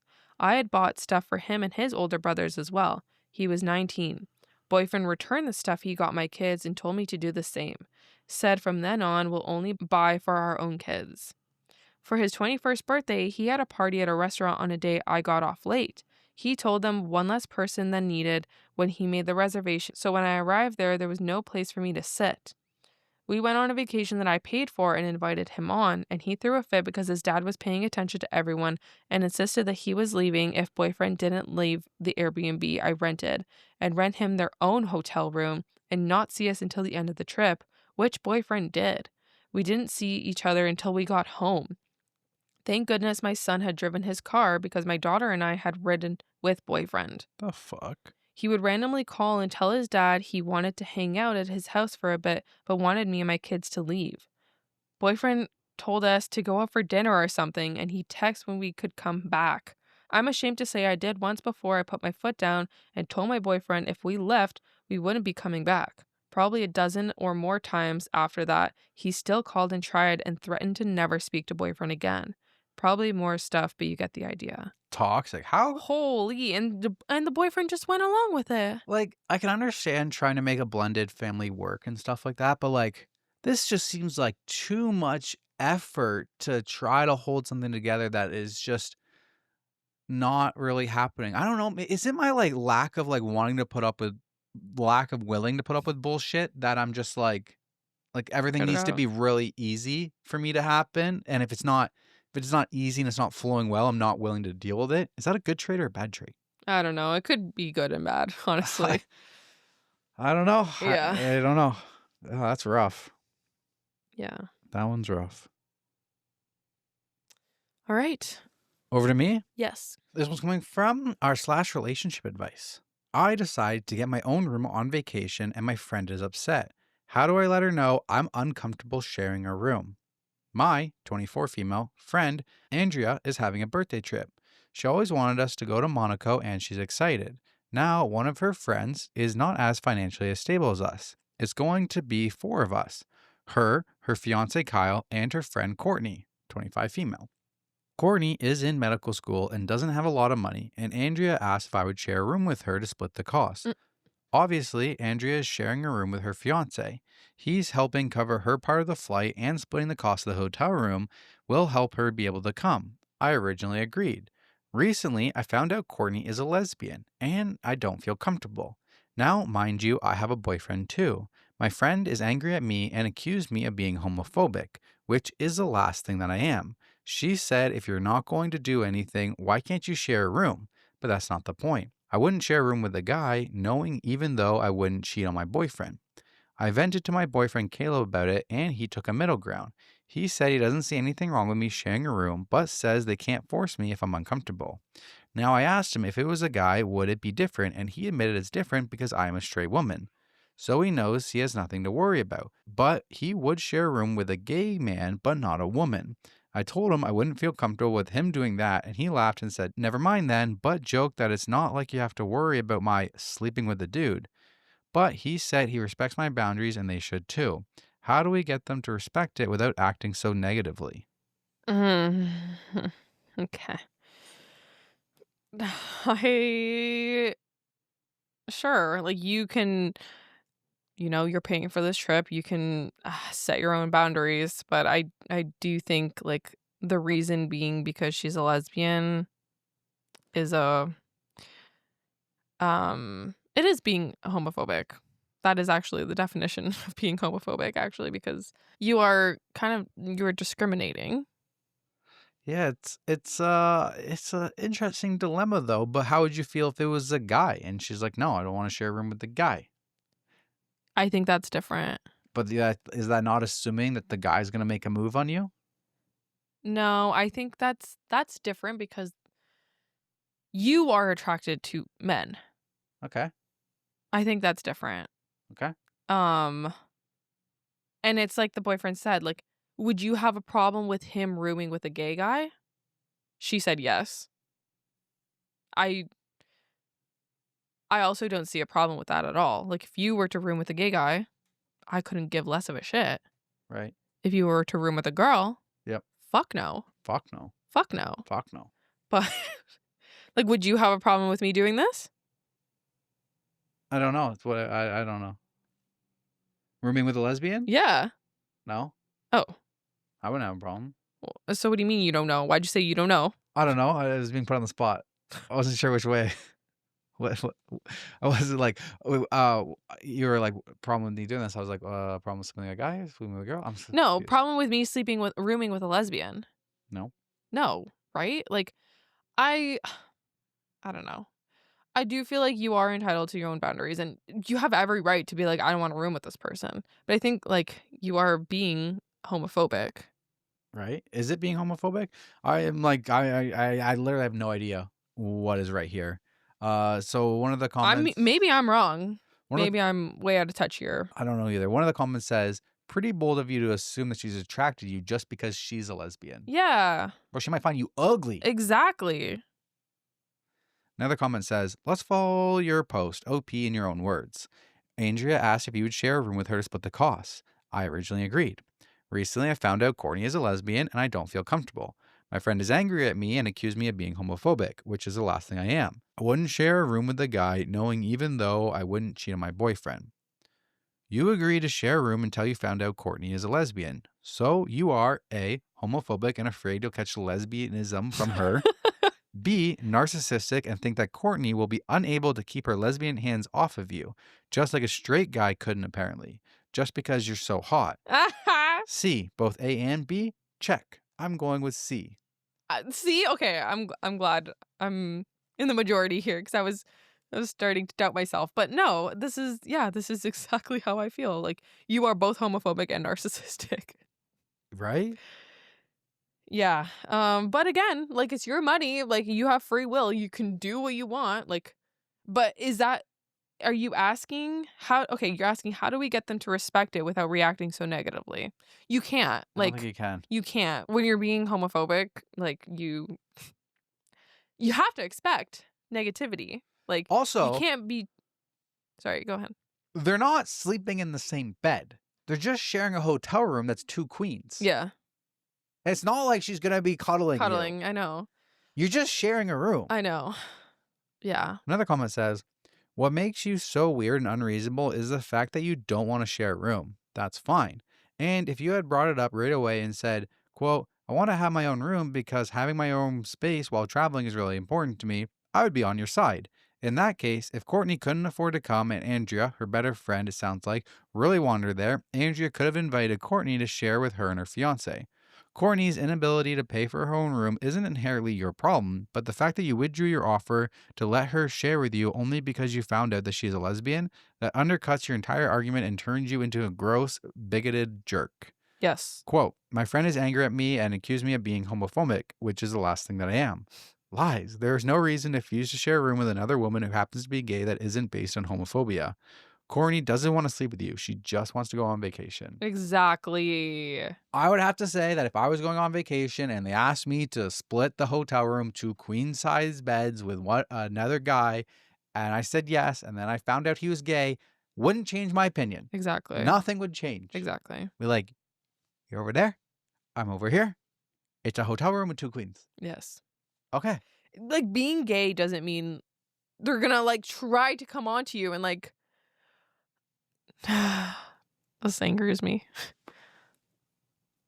Think OP's the villain. Yes. But this theme is, I'm the villain now? It's when they're not the villain, but they're perceived to be the villain. Yeah, but this is the opposite of that. Or when they are the villain and they don't perceive themselves as being the villain. Like, Sure. Wait, I'm the villain in this situation? How am I the villain? I am not the villain. Sure. OP was like, how am I the villain? Okay. Yeah, that's right. Goes both ways. Sure. Does. Listen, I came up with the theme. Yeah. You're Oh, misunderstanding. now you're taking that one, eh? You're misunderstanding the requirements here. Uh-huh. Yep. Sure. That's okay. it. That's what happened. Am I the asshole for putting my hand over my sister-in-law's camera at my own birthday dinner after I told her no filming? I, 29 female, had a small birthday dinner last weekend with my husband, 31 male, sister-in-law, Lena, 27 female, mother-in-law, and 2 friends at a normal but nice place. Lena's an influencer. She films literally everything. Plates, forks, people breathing. 3 days before, I wrote in the family chat, please don't film me. Food, room is fine, just not my face. She said, got you. We sit down and within like 10 minutes her phone is up. I say quiet, please don't point it at me. She goes, you look great, it's just vibes. Husband backs me, quote, she said no. Lena rolls her eyes, lowers it for maybe 2 minutes. Then the cake comes, little sparkler, staff singing. Lena stands and points the camera right in my face like, birthday girl reveal. I put my hand over the lens and said, stop. I didn't grab the phone or touch her, just covered the camera for a sec. She snaps that I ruined her shot and this is her job. Mother-in-law says to let it go for one night. I said that it's my night, actually. It got awkward fast. Server was right there. I felt embarrassed. Husband tried to change the subject, but Lena kept muttering about how she had to scrap everything. I even paid for my own dessert. Long story, and we left pretty quick. Next morning, Lena texted that I humiliated her and made her look unprofessional in front of everyone. Mother-in-law says I should have moved seats if I didn't want to be in frame. Husband says my boundary is fair, but maybe I made a scene by doing it during the song when eyes were already on me. She posted me before without asking, and coworkers mentioned it. I've asked her to blur/remove, and it turns into drama, which is why I set the boundary in writing before dinner. Why I might be the asshole? Public space. I did physically block her shot, and yeah, it was during the song. I could have stood up and turned away or something. But also, I don't want to be online against my will, especially on my own birthday. I don't know. Am I the asshole? No, not at all. No. I'm an influencer. This is my job. Bitch! It's my fucking birthday party. Did you invite me to your birthday party? Like, okay, if you're an influencer and it was your dinner reservation and you were paying for it and like, hey, you're invited to dinner, but I just need to get some filming for it and stuff like that because I'm an influencer, no problem. I'm not going to attend because I don't want to be on camera. You're invited to my birthday party. This is not an influencer. I hate that. I know. I film so much. I make content for a living, and I fucking hate that mentality because this is my job. No, you didn't clock in. Yeah. You did not clock into work. You don't, you getting paid on Instagram doesn't mean that I have to be Like, you don't have to take the shot of me. You're making money doesn't rely on this shot of me. No, but even then, I'm like, if you are invited to my birthday party and I ask you not to film anything. She was very upfront, very clear. Very clear. And she only said, just don't get me in it. You can film. Exactly, yeah. Say I was a person that didn't like my life being filmed and I invited you to the party. I'm going to say, listen, don't even pull out your phone at all. No stories, no pictures, no videos, absolutely nothing. If you can't respect that, don't come. That is absolutely fair. You can't say, oh, this is my job. You didn't clock in. Exactly. This is your job and you need to clock in. Exactly. You go make your own reservation. You go make your own review of that restaurant. You got invited to my birthday and this is a camera-free zone. You don't get to use the excuse of, oh, it's my job. Fucking bullshit. Yeah. My event. If it's your job, you make the time. You go do it. You set all of that stuff up. You make the reservation. You go without me. So no. And then what do you mean? Asshole in public space. No, bro, I told you not to do it and you fucking did it. You're lucky I didn't kick you out of the restaurant. You're lucky I didn't throw your freaking phone out of your hand or something. Although that's a little, I don't know. I don't know where the line is because now you're like damaging their property and stuff like that. But like if you're my sister-in-law, I'm gonna fucking fuck your phone up. I don't give a shit. Anj? Yeah, Anj. I told you to get your camera out of my face, Anj. It's got a case on it. Hope it's okay. Cool. I don't care. To prove my point, I will snap your phone in half and then just buy you another one to replace it. Sure you I don't will. know. Not really, but like I'm just infuriated because I don't like this like mentality of like it's my job. I need to do it. Like, bro, you were told. Like I put it in writing before you showed up. Yeah. If you couldn't handle that, don't show up. Exactly. Like if you needed to post a video for tomorrow because your livelihood depends on it, then say no to the outing and go create other content elsewhere. Exactly. But that's not the case. No, I ruined your shot. Also, like, and then too, like, I could be lenient if you're like, hey, I need to like, make some videos. I'm like, okay, fine. Just don't post me. Just make sure you edit me out. Get the shots that you need to, and I'm in frame. Make sure you edit that frame out. Like do that. But if you're just holding your phone at my face, you're done. This is not like, oh, I'm accidentally in frame and you're moving this way and you're going to edit that out and you're going to cut me, you're going to blow me, and you're just like waiting for me. Yeah. Bro, I'm rattled. Yeah. Top comment says, quote, Lena texts that I humiliated her and made her look unprofessional in front of everyone. No, she made herself look unprofessional in front of everyone by behaving unprofessionally in front of everyone. Honestly, I would not invite her to things you host going forward until she can respect the most simple of requests. Don't film me, not the asshole. Yeah, the next comment says 100%. Actual professionals obtain permission and consent when necessary. Exactly. It's my job. You have 5 followers. You don't know that. I don't care. I know I do. Maybe not 5, but like actual influencers, they have the place, they have the structure set up to get their work done. They're not trying to turn a family birthday party that they got invited to as their content. That's true. not the way actual influencers do their stuff. They organize, it's pre-planned, it's ready to go. It's not on the whim. So no, I got nothing for them. Yeah. Yep. All right. Over to me. Yes. This one's coming from Am I the Asshole _relationships. Whoa. Am I the asshole for refusing to pay my girlfriend rent? So I, 28 male, moved in with my girlfriend, 23 female, 3 months ago. We've been together for 7 months. It'll be 8 after Christmas. We moved in together so quickly because my lease was ending and we knew we didn't want a whole year to move in together. Before moving in, she told me that my share is $400 a month plus half utilities and groceries, which I happily paid. But we've had several arguments along the way. I don't know the total of her mortgage, but it was a slum before she did renovations, so I imagine it was pretty cheap. Firstly, she was upset with me for not doing chores. I don't see a problem with the house getting a little messy. But she told me I need to help out or pay an extra $100 a month to cover her time as playing maid. I paid the extra $100 and that was that.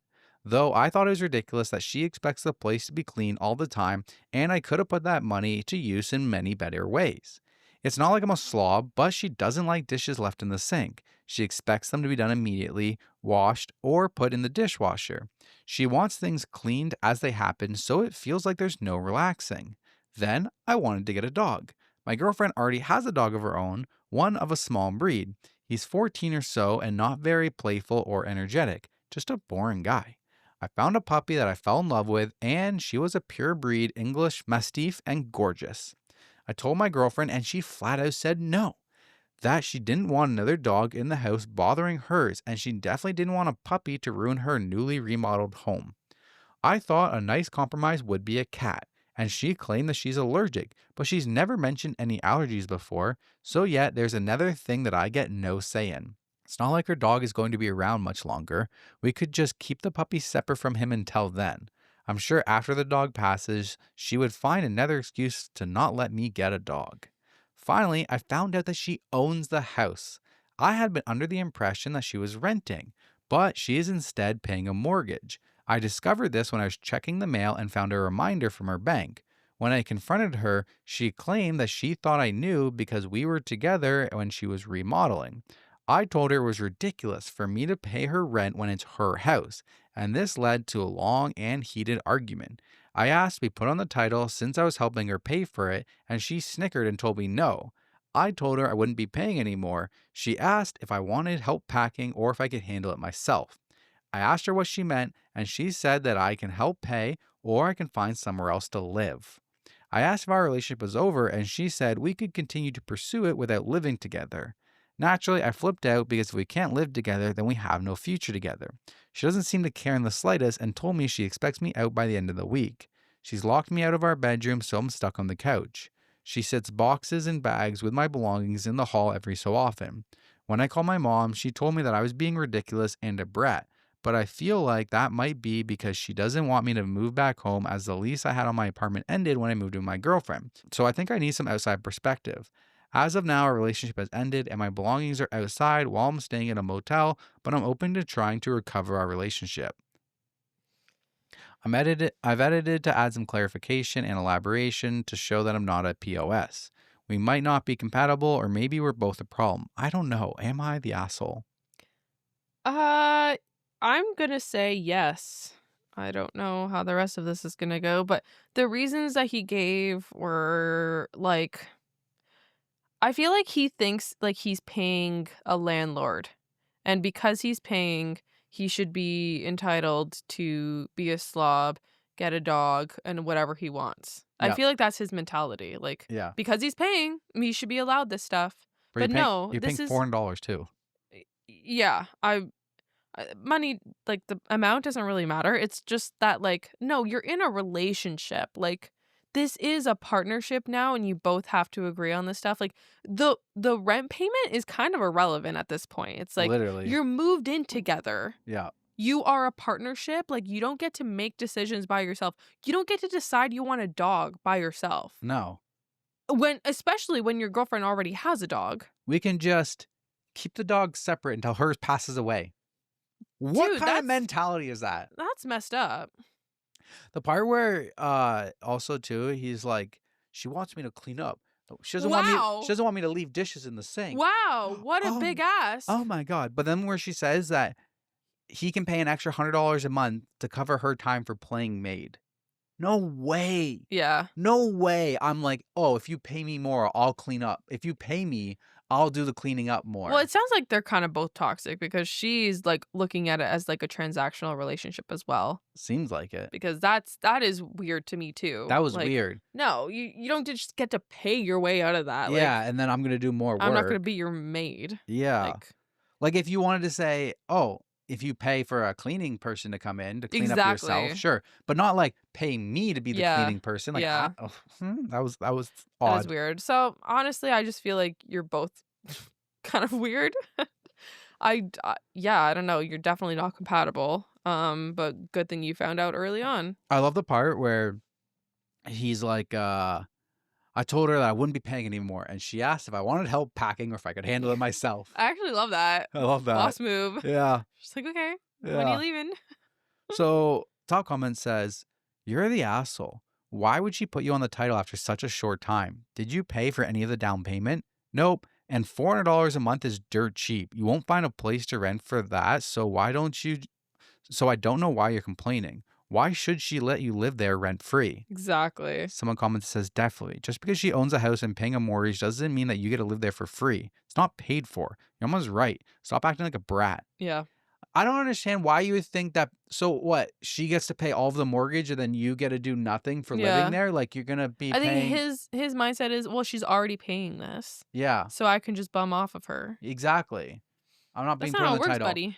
I'd be like, And okay. now you want Like, you're delusional. yeah, it's like, oh, you want me to put on the title? Okay, well, I want the down payment that I Half put of on the the down house payment. or more, plus the renovation money that Yes. I paid for the renovation and stuff. And then you get to pay half the mortgage too. Yeah.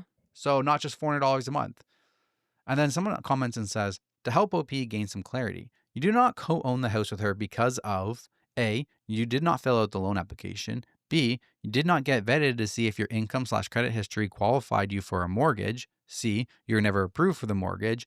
D, and no one is missing the fact that you want to be put on the deed but not on the mortgage, which means that you would get the benefits of being a homeowner without the responsibility. Yup. E, you are not responsible for paying homeowners insurance and taxes on the property.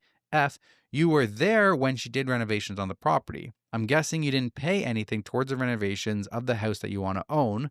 G, also your girlfriend traded something to get something. In this case, she likely got a good deal on her house, but only because she had to put money into it and sweat equity into renovating it. Either way, that benefit isn't transferable to you because you didn't buy the house or pay to renovate it. H, you clearly are not capable of understanding that no woman is going to give you part ownership of her house simply because you are staying at her place, nor will she be giving you a free ride. She gave you a much better deal on housing with benefits than you could ever hope to find anywhere else, and you messed it up by acting like an idiot. You don't deserve to have a girlfriend, much less one competent enough to scrounge together money to purchase her own home and the grit to renovate it, and you certainly don't deserve to be on the title of this woman's house. It's cool that you're, quote, open to trying to recover our relationship after fucking it up 12 ways to Sunday.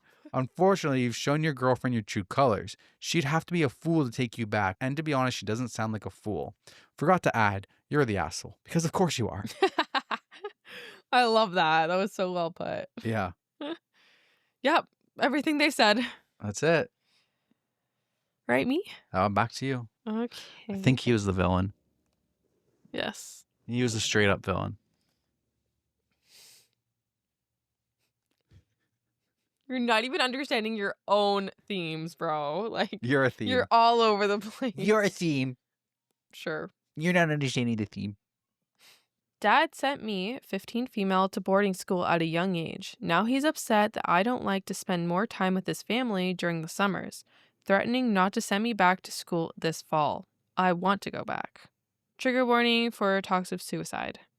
Okay, so I've been attending boarding school since I was 10. I started the 5th grade at my boarding school. The reason why I started going so early is that my dad remarried, my mother killed herself when I was a baby, to my stepmom when I was 9. When she got pregnant with my brother, she insisted that I be sent to boarding school so that they can, quote, start fresh. I use quotes because I used to hear them talking about it while I still lived there. I actually heard the discussions they'd have at night about it when they thought I was sleeping. She said a lot of hurtful things then about me potentially being like my mom and potentially being a bad influence on their future children. But I guess she convinced him because he gave in and they sent me away. So I went to boarding school. They had my brother and then my sister, and I only see them in the summers and some holidays. In fact, a lot of holidays I spend are with my friends' families, which my father has always signed off on. This especially confuses me considering his change of heart this summer. I mean, I've spent the last 4 Thanksgiving holidays in other people's houses without comment. At first, I was extremely depressed. I was really attached to my father as a kid, and it took me a long time to deal with being sent away, especially when my siblings were born. I felt a lot of betrayal and resentment. But then I grew to deal with it. What really helped, and still helps, is that I have a wonderful group of friends at school and the adults there are really supportive there. My closest 2 friends have been there since I've been there. I feel like they're my family. Also, a lot of the kids I go to school with deal what I'm dealing with in some form or the other, and this has given me a lot of perspective. Additionally, and I am really grateful for this and understand that in a lot of ways I've been giving an amazing opportunity and have nothing to complain about in this respect, I go to a really nice school. I love the grounds, I love my classes, I love the extracurriculars, I love my teachers, and I love my friends. The picture people paint of boarding schools isn't the one that I experience. It's pretty easy for me to say that I prefer being at school 100 times more than I prefer being at my father and stepmom's home. When I'm in their home, I feel like an outsider. They do their thing and I do mine. It's especially awful though because I still get the sense that my stepmother doesn't want me around when I'm here. She barely acknowledges me, and I know she influences my brother and sister not to interact with me. I know because I took them to a theme park 2 weeks back, and they told me this after a full day of having fun with each other. So, and as much as I appreciate that I get to have the experience I do at school, I can't seem to distance myself from the distaste of my father and stepmom. So, in order to avoid being disrespectful or coming off as rude, I just try to minimize the time I spend with them when I'm in their home for the summer. I don't have any friends here, so it means I go on hikes, go on runs, go to the movies, whatever I can just to be active or out and about without getting into trouble. Which brings me to my problem. My father kind of blindsided me yesterday. He sat down with me while I was eating breakfast, which never happens, before going on a hike, and he told me he's concerned that I haven't wanted to spend time with the family. I was confused because I haven't ever perceived this need from him, nor any space for it. He works all year round and all day. My stepmother is always ferrying my brother and sister to something or off with her friends. I just didn't think that they wanted that. He then said that he wants to keep me here for the final 2 years of high school and enroll me in the nearby private school so that I can be with the family. And I just panicked. I get stellar grades and I'm doing well at this school. Every report he's gotten has been good. I expressed this to him, but I was so distraught at the idea of not going back that he insisted my distress was an indication of how unattached from the family I was. I know I could have handled it better, but I blew up at him after he said this. I told him he was the reason I wasn't attached to family and that removing me from school would only remove me from the one place I had any real family. This really made him angry, and he left saying he was resolved to remove me. I don't know what to do. How can I convince him to let me go back? I feel like I'm a kid again. It's the same feeling all over again, and I'm so angry.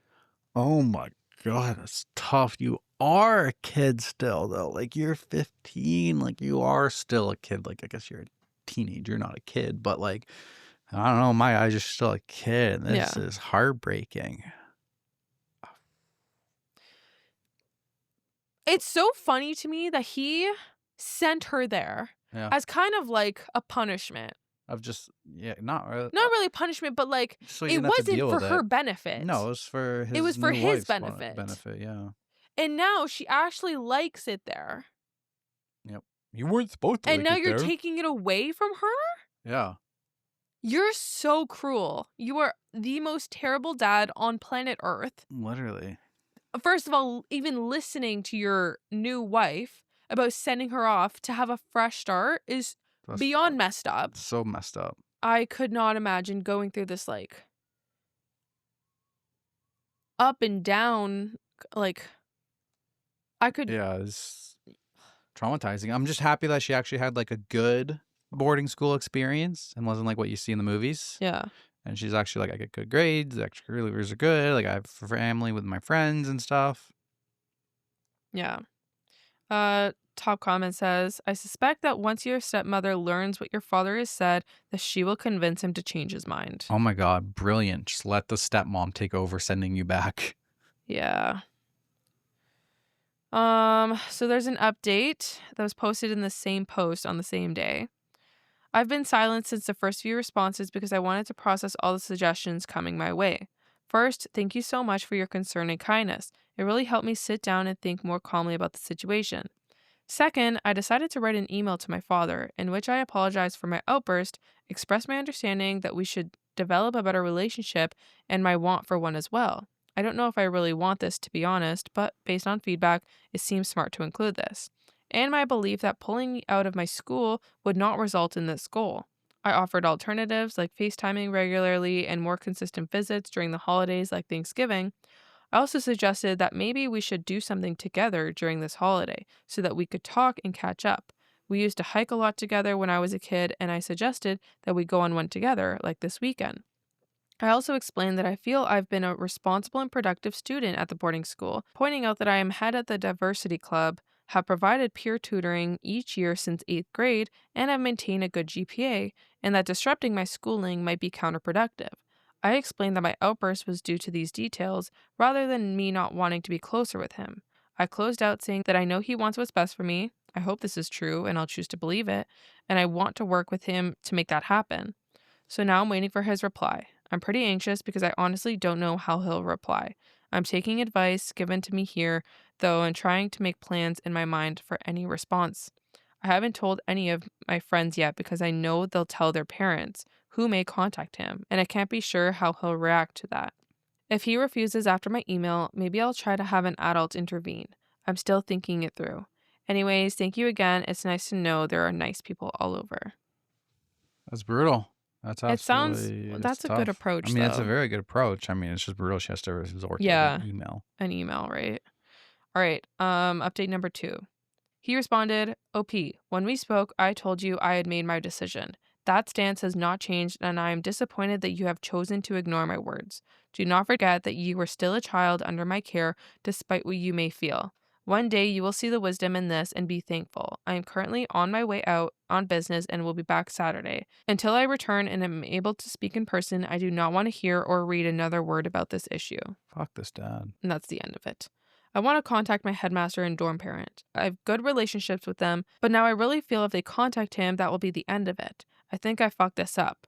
I shouldn't have sent that email. I should have waited. I don't know. My friends' parents are all pretty influential / well-known in my dad and stepmom's social circle, and I'm worried it will humiliate my dad / stepmom if they find out about this issue or try to intervene. I feel so paralyzed. Yeah, I mean, at least she can recognize that. Damn. All right, there's another update. I'm going back to school. A lot has happened in a short period of time. I don't think I dealt with my father's email in the smartest way, but it worked. Advice telling me to speak to my stepmom really stuck with me. I felt so desperate that I spoke to my stepmom about the situation. It became very obvious very quickly that she had no clue that my father had wanted this. She immediately left the room after I explained the situation. I could hear her arguing with him, saying it was a deal breaker and that she wouldn't have it. He called me soon after she hung up and sounded so very angry. He said it was clear I had made up my mind and didn't want to be part of the family. He said that he had wanted time to let my stepmother know and wishes I had trusted him. I didn't even know how to start explaining why I feel this view of my feelings are so wrong before he told me that since I didn't even want to try working with him, he's sending me back. He ended the call saying, I hope you can deal with the consequences of your choices. I'm angry at him because I feel that so much of this is miscommunication on his part, but I'm happy more than anything because I get to go back. Thank God. I'm going to lay low, be as nice to everyone as possible, and try to ride this out until school starts, which is soon. I'm so relieved. Wow, Jesus. It's yeah. bittersweet, though, It is because bittersweet. I mean, that's a brutal life. Happy is not getting torn away for her, the life that she didn't even ask for, but that she adapted to. That stepmom is wicked. Jesus. she is. Yeah. That's so backwards to like go to her. That's like, it's so messed up that it worked. Yeah, though. I know. Like, that was the solution, was to like go tell your stepmom, like, oh, you should, like, did she just go and complain to her? She's like, oh my God, like, did you hear the news? Like, my dad's going to do this for us. Like, Yeah. that's so great. And then And her mom's like, face huh? fell. She's like, huh? And you're like manipulating Beg that your way. pardon?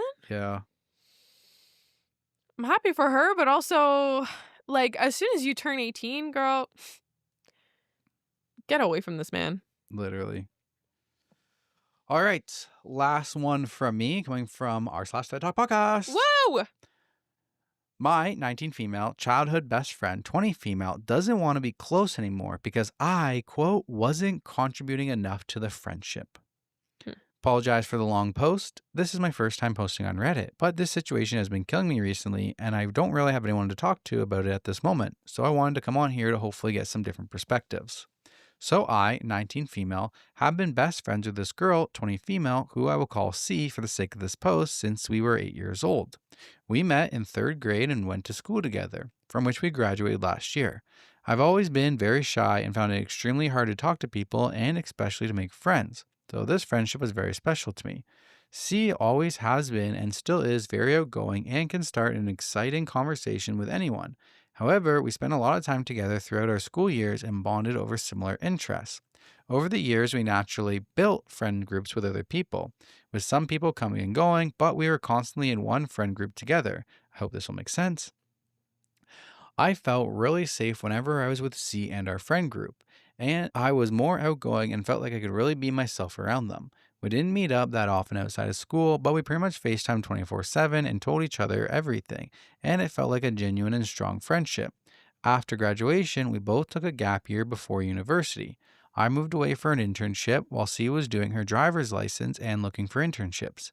We still kept in touch and did not FaceTime as frequently as before, but still regularly, and even went on a trip together. Fast forward to recently, I went on a 1 month solo trip to my dream destination while C moved away for an internship for 3 months. Up until that internship, we didn't keep in touch as much as before, but I figured it was because we were both really busy. However, during the 3 months of our internship, there was nothing, no contact at all. I reached out multiple times, but she didn't respond, or gave a very passive and brief answer. It certainly felt weird, and I questioned whether I did something wrong, but I figured she must be really busy and have lots of things going on with the new internship. So I reached out again after she came back and offered to meet up and finally catch up and tell her about the other exciting things that happened in our lives. And then the big shock. A few days ago, C called me, and after a minute of small talk, she confessed that there was something she was meaning to tell me for over a year now. It turns out she wasn't responding to me on purpose and used the internship as a break from me and realized it made her feel good. She told me that she feels like all of these years she has been giving and contributing a lot to our friendship, while I wasn't giving anything back. From her perspective, she was the one keeping all of our conversations going, checking up on me, and incorporating me into our friend group. She said the reason she was outgoing is because she could not stand that when there was an awkward silence. So when I wasn't that talkative, she felt obligated to fill that silence by talking about random shit and constantly FaceTiming, asking how I was doing, and reaching out to me felt more like a chore than something she enjoyed doing. C explained this was especially prevalent during a time where I was in treatment for a mental health problem, ED, when I was at my worst mentally. She revealed that during this time, my mom reached out to her and asked her to talk to me to cheer me up, which she did. I genuinely felt so much better during our calls. I had no idea my mom did that, but it turns out it put her under pressure and made cheering me up feel like a job. The breaking point for C, however, was our most recent trip. We went to a big city because C had bought a ticket for a concert of her favorite artist, but suggested that we could go together and turn it into a girls' trip to explore the city since I've never been there before. We visited a lot of cool places and everything was good so far. On the day of the concert, I decided to go with her to the venue and spontaneously buy a ticket there if the price was good. We stood in the queue for the tickets office for about a half an hour, and when it was almost there and the prices were revealed, I decided not to buy a ticket because it was a little too expensive, especially considering I got scammed by a reseller the day before and lost some money that way. I was also exhausted and extremely hungry by the time, so I decided not to go to the concert and wait for C at the hotel.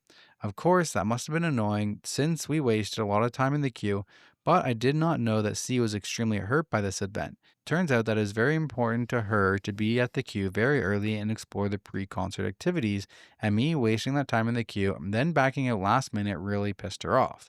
Not because I didn't go with her, but because she could have explored the pre-concert activities. She told me that she wanted to tell me how hurt she was by this event on the train ride home, but couldn't to because I was playing Sudoku on my phone. I had absolutely no idea that she was so upset by my actions that day, and now I feel really guilty. Overall, I feel so guilty I made her feel this way all the time. It is not at all like I don't care about her. I was always there to listen and support her when she had problems, but I did not realize that she didn't see it that way. I feel so disgusted with myself as a person. I always thought of myself as a boring and awkward person due to my introverted personality, and being with C made me feel interesting. But now looking back, it must have been so annoying being around me, being around someone who doesn't even know how to lead a conversation. Turns out I am not that interesting after all. Hmm. But I also feel betrayed. All of these years, I thought our conversations, our inside jokes, our funny moments that I cherished so much were genuine, but now they all feel fake, like a performance, an attempt to kill the awkward silence because I wasn't outgoing enough. an obligation to cheer me up because I didn't have any other friends. It hurts so much looking back at them. I had no idea C thought of me this way. I do not understand why she hadn't told me sooner, why she kept resenting me these past years. While I wondered when we could meet and catch up again. For the future, C told me that she wants to choose herself for once and focus on her mental health. And in case I want to keep in touch with her, keep our friendship casual, since she realized she prefers to hang out with more outgoing people. At first, I wanted to agree, since it feels wrong to throw our whole friendship out, but now I'm questioning whether to continue this friendship because it hurts so much. As much as I feel guilty and disappointed in myself, I also feel betrayed, embarrassed, and hurt and kind of resentful towards C. I haven't spoken to her since she told me this, but I also feel like she wouldn't be that upset if I ghosted her, since apparently I'm not that important to her. Has anyone else had a similar situation? Should I contact her again? And what would I tell her? And should I continue this friendship or distance myself? I'd really appreciate it if even one person could offer some thoughts and advice on my situation. By the way, I love the pod so much. Denver and Teresa are amazing hosts, and I look forward to every episode. Wow, thanks. Oh, damn. I'm really feeling sad just for the way that you're feeling about yourself because I feel like you don't really deserve that. This is not really a situation where like anyone is kind of the bad guy. Like it just No. seems like you both have different personalities and it's okay. Like just because you were childhood friends does not mean that you need to continue on that friendship for years to come. People do grow apart and are different as like they enter adulthood, and you guys know this, I've been through this with my friends, and for me, after I ended the friendship or like leading up to it, it was more like I did kind of realize, like looking back, like it wasn't I was kind of like just keeping it going near the end. It was just like, You were keeping it going for the sake of keeping it going yes, because for the of the sake of history exactly. that you had, even though Even though the we were not compatible as friends anymore, like yeah. we were all on different I just like I was very different than I was in high school or elementary school. So, I don't think it's a bad thing that you're no longer or she doesn't want to be friends anymore. I understand, being hurt and like you can grieve this friendship, but I would also just like encourage you to just move on and find other friends who are similar to you because yeah, it does sound like she was a person who didn't like awkward silence, so she had to like fill that void while you are just And someone that's exhausting. that is exhausting. I've been and friends with people who have that, and that was exhausting to me because it's like as soon as like the conversation died, the conversation could never die down, I feel and like I that used to was be like that. absolutely exhausting. I used to be like that, but I feel like that's like socially awkward people do that because we don't like awkward silence. Oh yeah, it was Um, exhausting for me. I never really felt that from you. but yeah, I mean, I never did it with you, but I think like it is also dependent on like the type of person that you're with. Like if you're comfortable with them, then you're comfortable with awkward silence. And it seems like you were comfortable with this awkward silence, which means that you were comfortable with the friendship. Like the other way around, like she needed to fill that void by like more conversation. So And that's a her problem, that's not a you that's a problem. her problem 100%. That's a Like her that's personality, not you yeah, issue. that's not a you issue at all. And like I think also like with the concert thing, it's also a personality thing. Like Mm, I well, what? I don't know.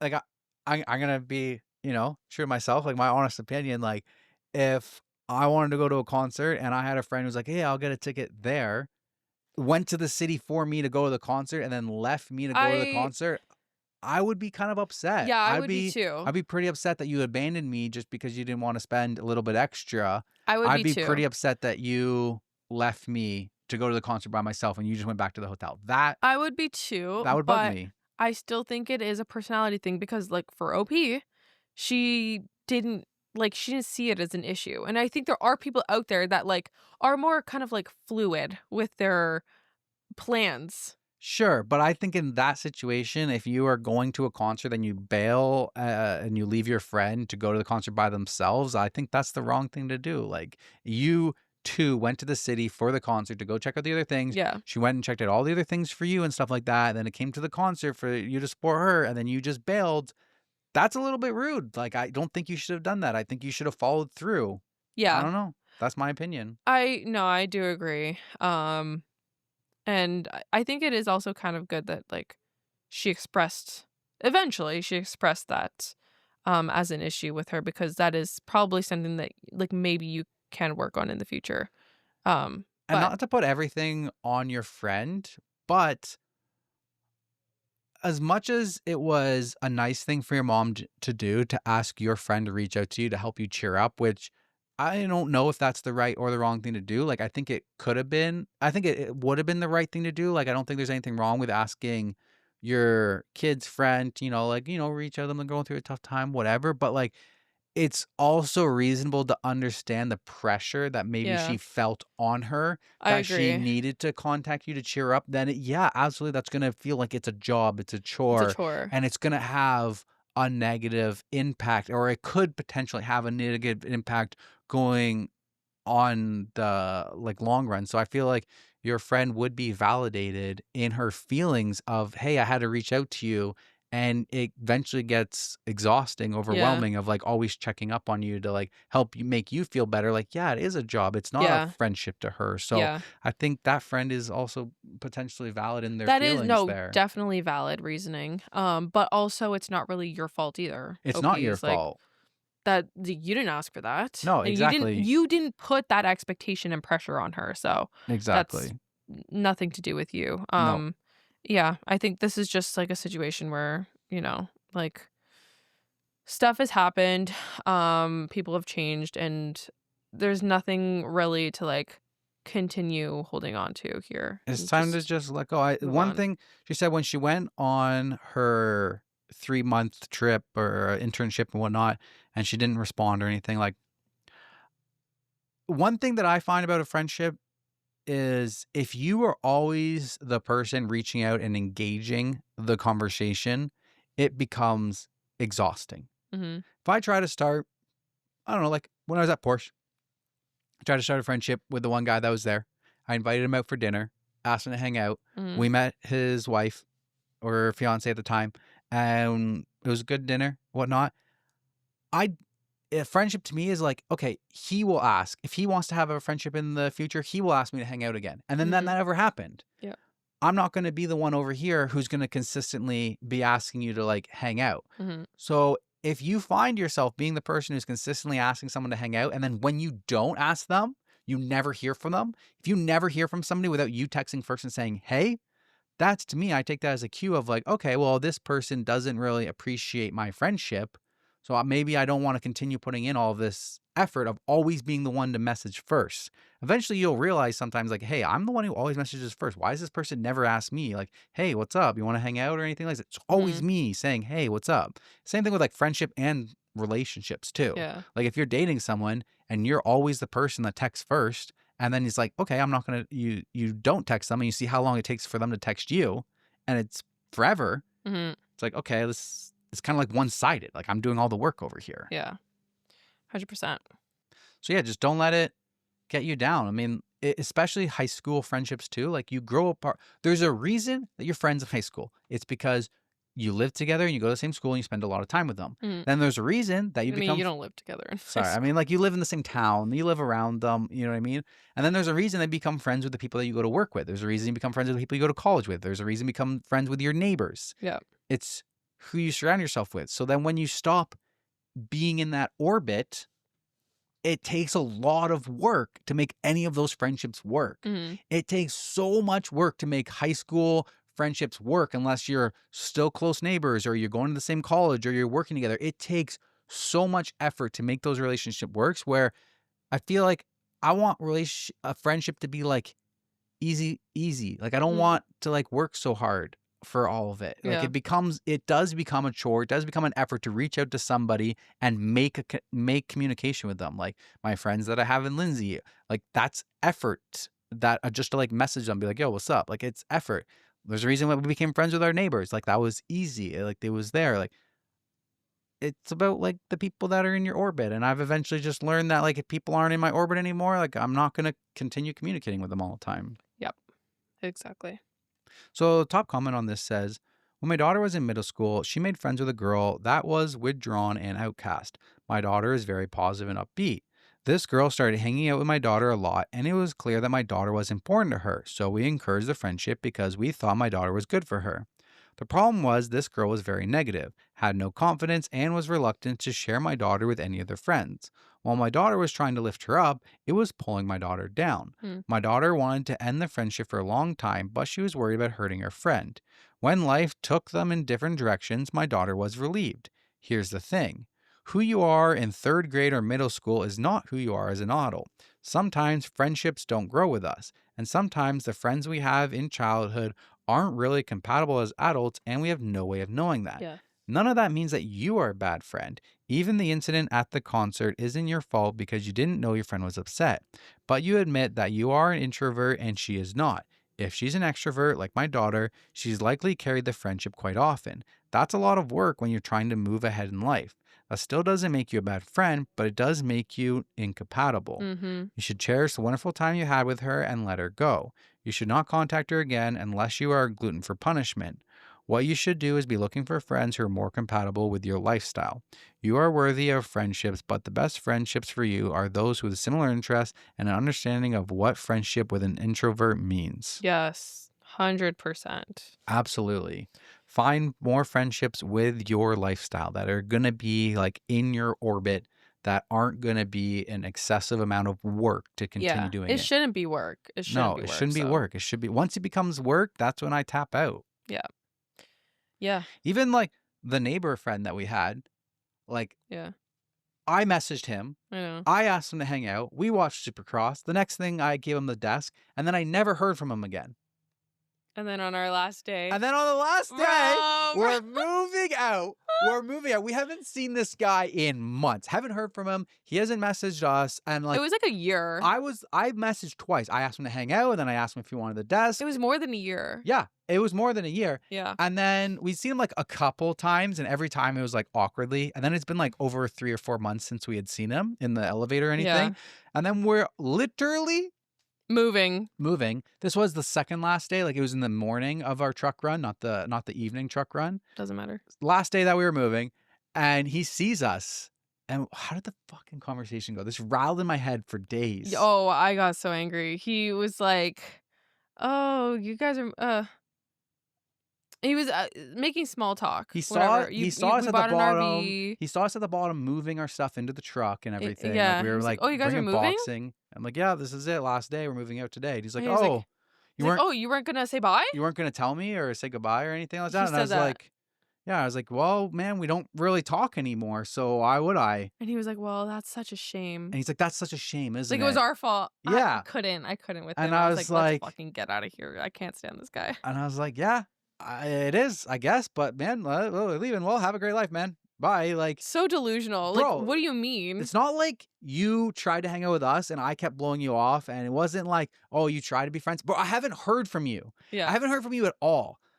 And then now weren't you like gonna want to say like bye. catch up and like say goodbye and like all of this stuff. I'm like, bro, I haven't heard from you in ever. You haven't messaged me or anything. Like, you have my phone number. You haven't tried to connect or anything. And then this is my fault. No, it got to the point where I'm like, hey, I'm not going to message you first. Yeah. So yeah, That pissed me off. literally. Anyways, that's all the stories we have for today. Q&A? Okay. My ass hurts. They were live. My butt hurts from our bike ride, our 23-kilometer bike ride we did yesterday. No, you're getting too far ahead. That's Sorry. life update. It's not Sorry, Q&A. spoiler, huh? Someone says, don't bother with the Grouse grind. Are you coming to Vancouver? I think that Grouse Mountain or Gross Mountain or whatever. Someone said, don't hike that. Oh, Just take the gondola up. I don't know. Okay. And are we coming to Vancouver? not this year. Nope. But eventually. We're heading to Lake Louise and Banff next, and then we're heading home to Thanksgiving with a super exciting stop in the way. That's top secret information right now. Yes. And next comment says, this one's for you, Teresa. Okay. What do you call a security guard that works in a Samsung store? I remember I read it, but I don't remember. Guardian of the Galaxy, because Samsung's popular phones are called the Galaxy. Ah! You are welcome, Denver. Thank you. Thank you. That wasn't for me. That was for you. No, but it's just for you because it's a joke. Yeah, I'm sorry. It was weak. Yeah. Yeah. Most people agree with me. Sorry, honey. You're mean. All right. Life updates. Why's your butt hurt? Oh. Because we did a really cool, awesome bike trail on an old The KVR. rail. What is Kettle that? Valley Railway. Oh, but it's the Mira Canyon. Yeah, but it's called the Kettle Valley Railway. Oh, okay. It's the old railway tracks that's turned into a hiking trail now at the top of Kelowna. So cool. Amazing. Like 18 bridge trussels that we crossed, 2 tunnels, 26 kilometers there and back. Yeah, it was we were like really high up, and like just the lookout was like a valley. Huge valley. It's the crazy. entire time. It was so beautiful. I hurt myself. Yes, Teresa was crossing a trestle bridge I was with guardrails. So the bridges, they're wooden. And for some reason, I mean, we know the reason, I've been obsessed with bears. Not obsessed, like, yeah, actually obsessed is the right word, because I'm Obsessed with seeing a bear. They're kind of like just taking over my life, where I'm afraid of seeing one when I'm out and about, and I'm like really looking for them so I can like be prepared if I do have to encounter one. But I'm also obsessed with just seeing one, like when we're in the truck or like on a bike ride, and like looking far out in the distance when they're not like in close proximity to me. I don't know what it is, but it's consuming me. And so I happened to be biking along this skinny bridge, and I was looking up at the top of the mountain looking for a bear. I'm like, how cool would it be if there's a bear up there? I'm just like, we haven't seen a bear since we left Ontario. Uh-huh. And I don't know, but the entire bike ride, I was like looking for bears. I don't know, mostly for my safety or just to like see one. But anyways, long story short, I was looking up and I didn't realize I was literally going into the railing of the trestle, and I was scraping. Again, it was wood. I was scraping along for like at least 7 seconds straight of just scraping. We had to biking. pull like 7 slivers out of her hand. It was, and I couldn't, because I was trying to get away from the railing, and I couldn't. Once it sucks you in, it's hard to get out. I was sucked in, and I couldn't get out of it, and I was like trying to push off. Slowed yourself down with your skin. I really just fucked myself up. I got some like scratches on your wrist. This one here that I have a Band-Aid on hurts a lot, actually. Maybe infected. I'm not too sure, but thank God Teresa got distracted while we were on a bridge. On a bridge, because they had the railings, because a lot of the other part of the trail just dropped off to the right. Like, yeah, it's not like instant death like it was like a Yosemite, but like it's 50-50 if you broken legs for sure.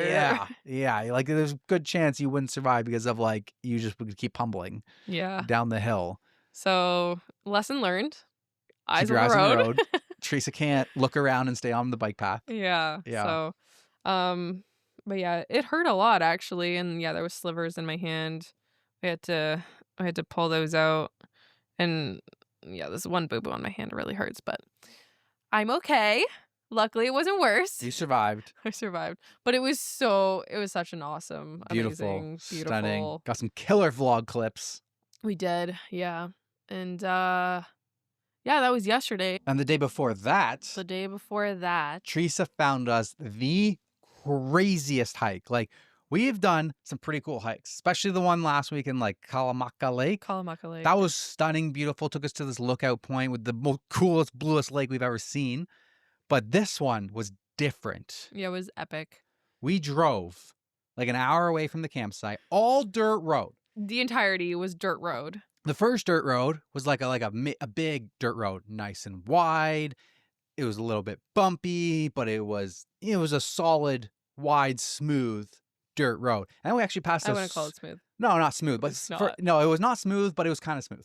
Smoother in Like you're relation to doing like the 60, 70 kilometers. I was doing like 70 along some parts, and then I would slow down and stuff. But like it was, wide open. We actually passed a really cool motocross track that I'm really wanted to go to. I'm really sad I don't have my dirt bike, but whatever. And then the road, you turn off to the right, and then it gets a little bit bigger bumps, a little bit more large rocks. And then you take a little another turn off. It gets a little bit skinnier. Yep. And the bumps get a little bit bigger. Yep. The bumps are starting to like throw you around in the truck. Literally throw us. They're not just vibrating the truck. No, they're like the right wheel will dip and then the left wheel dips and you're getting thrown side to side and you're getting bounced off your seat. And now we're doing like 30 kilometers an hour. Mm-hmm. And then we turn off the road again. And now it's like the mirrors are hitting branches. They're shaking. The mirrors are about to fall off. The holes are a foot deep. If you don't have this, but all the roads before, you could drive them on any car. Now it's like, if you don't have a high clearance vehicle, you're breaking open your oil pan. You're scraping the bottom of your truck or car or whatever. The mirrors, like you need to fold them in at some point. Like it's getting steep. And then we get to the end of the trail and it's like a 20% climbing grade of like rocks. Like you need like 4-wheel drive Jeep. Yeah. And then you get into this parking spot and you realize like we're 30 kilometers into the woods, into the bush. The middle of freaking nowhere. Middle of nowhere. There's no cell service. There's nothing. And there's just no other cars. No other cars. We didn't see any cars. The road ends in like a tiny little parking lot, and then there's a little trail ahead of us. Yep. 1 kilometer hike, kind of downwards. Was it 1 kilometer? It said 1.1, I think. Okay.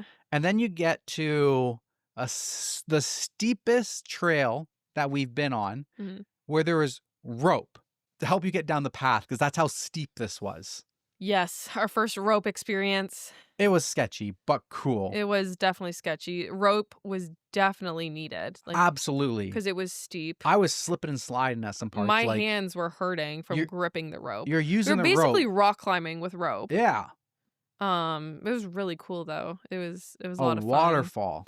Yeah, then we get to the waterfall, and it was called Christie Falls, near Kelowna. Have to do it if you're around here. So you must do it. Like if you're coming to visit Kelowna, it's a must do. Nobody, we're the only ones. We were the only ones there, and I was so afraid of bears, and we saw bear poop. Yeah, we saw bear poop fresh. No, it was like 2 days old. I smelled it. It was old. It was crusty. Smell it? I didn't smell it. It was dry and crusty. It was not wet and moist. Guys, I need the bears to not consume me, because it's actually like impeding my hike. Do you not believe that I will protect you? I don't want you to protect me. I have the bear spray. Like I got you. I don't want anything worry. to happen to you. I'll fight them. Well, I literally every 30 seconds I'm screaming. I'm like, "Bear, hey bear, we're coming through. Hey bear, we're coming through." Bears, no bears here. Don't be no bears. Go away, bears. In our water bottle, I'm banging it on the trees. I'm banging it every 5 seconds. I'm doing the banging because I don't want no bears coming up to me. I want to be well prepared, well equipped, and I'm holding my bear spray, of course. And we get to the falls, Christie Falls, absolutely stunning. You could like walk behind the waterfall. It wasn't like super thick and rushing. No, I went up not under. at all. I went up under it, got a little wet and stuff like that. In the just spring, like sprinkles. In the springtime, it's probably amazing when the snow melt. But then there was like so many like rock inserts for carabiner clips onto for like rock climbers, and like rope left over from rock climbers. It seemed like a really popular rock climbing spot.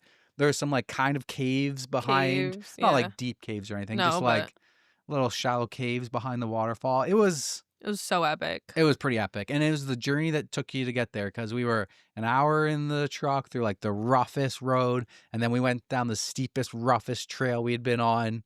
It was awesome. Yeah, it was pretty awesome. And so rewarding, because the rope part was definitely really hard. It was hard. Super hard. And then getting out was hard too. Yeah. But yeah, Kelowna has been beautiful. It's been getting like better and better with all of our stops that we've been doing, and RV life is pretty good. Yeah. There's been some hiccups and there's some headaches, like getting into the campsite. That was a saga in itself. Yeah, we talked about it on Patreon. Fucking Bob. Yeah, Bob. we talked about it on Patreon. So if you guys want to know some deeper life details, some bonus episodes, come check us out on Patreon. Bonus episodes every Friday. And you get a little bit of extra life updates. You get a little bit more ragged and raw Denver and Teresa. Plus you get bonus stories. Sometimes the best stories. So sometimes it's a little rough to get into campsites. Sometimes you got to cut some things when you're not supposed to. But overall, it's been crazy experience. We keep having these new experiences every weekend. It's not like we're on vacation. It just keeps happening. I know. Every weekend. It's really cool. We walked along the Kelowna like waterfront area. Super beautiful at nighttime. So beautiful. Went to Bernie's, which is like this yeah. dinner and movie place. We like watched Superbad and we ate some dinner. That was cool. It was really cool. A movie theater with a dinner table. The city is just is it a city or a town? It's a city, right? Yeah, there's it's lots of really beautiful here. Condo buildings. Yeah, I would love to move here. Same. Except the snow part. They don't have snow here. We just go high up in the valley where you get snow. Yeah. My mom brought me like 10 years ago, and ever since then I've always wanted to be back. I'm very happy I could show this to you. Yeah. Very happy we came here. So beautiful. This was like when we said we were going over like Banff and BC. I was like, no, we are going to Kelowna. Absolutely. I want 2 weeks in Kelowna. So I'm very happy for it. Yeah. And then after our bike trail yesterday, we went and got something called a fucking dirty soda. Dumbest thing ever. No. Okay, well, Secret Lives of Mormon Wives put me on dirty sodas. And Kelowna in here, they opened up their very first dirty soda shop. And it just opened up like last week. It was called Sweet Streams. And I really wanted to try it, so I've been like begging Denver to go, and we went. Underwhelmed. And it wasn't bad, but it was like a little bit underwhelming. I guess I just like hyped it up in my head. Yes. It like looks really good, but it's just basically pop and like the tiniest amount of cream. Yep. Like I thought it would be like a little bit more, like mine was like a creamsicle, but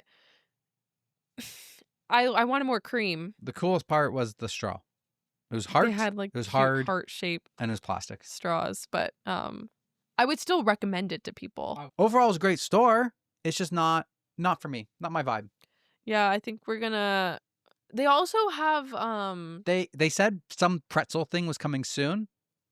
If a pretzel thing was there when I got it, I would probably be like, this is the greatest store ever, because I'm a sucker for pretzels. They also have a pop-up van.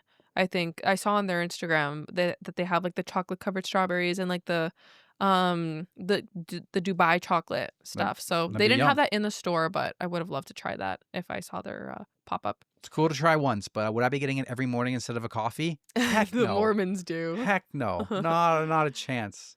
Anyways, what else? The map that leads to you? Did we talk about that? Don't think so. I don't remember, but I finished the book. I don't remember if I've talked about this. If I did already, forgive me, but I finished the book, underwhelmed, kind of like really bored. It was I mean I got through it, but it was a chore. And then I was excited to watch the movie, and I thought the movie was absolutely terrible. I thought it was kind of good. I did not like it in the slightest. Like I don't know what was worse, the book or the movie. I was just there was like nothing to it.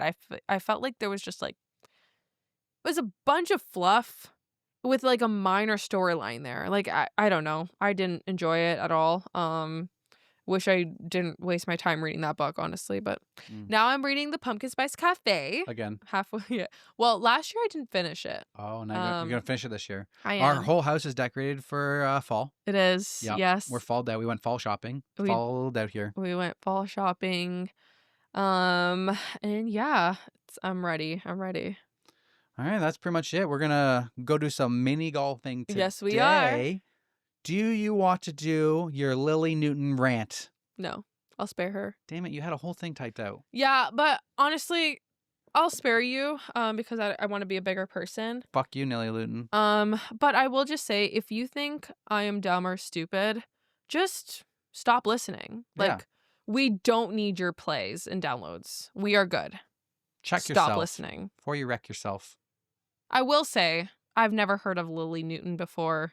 And if you are calling me dumb and stupid for not knowing anything, or not knowing everything, I would argue that maybe you don't know everything as well. Otherwise, if you did know everything, I think I would have heard your name before. Oh, If you knew bam. everything in the world, I would be familiar with you, like Sir Isaac Newton, same last name, Bam. or Albert Einstein. Yeah. I don't know you, Lily Newton, so that tells me that you also don't know everything. So Mic drop.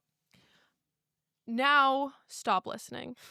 And with that, we'll bid you guys farewell. Farewell. Teresa's a villain now. Yeah. That's right. Goodbye. And see you next week for episode 95. Crank Thursday. You're like an AC gremlin. Yes. I don't want to be even a little bit hot. Just wanted to say that I am sitting here today in pain. In pain. Cut that out. No. Cut that out, please. No. I meant to say in pain and agony, but I said pen. I ate shit. I, 29 female, have had a small. I, 29.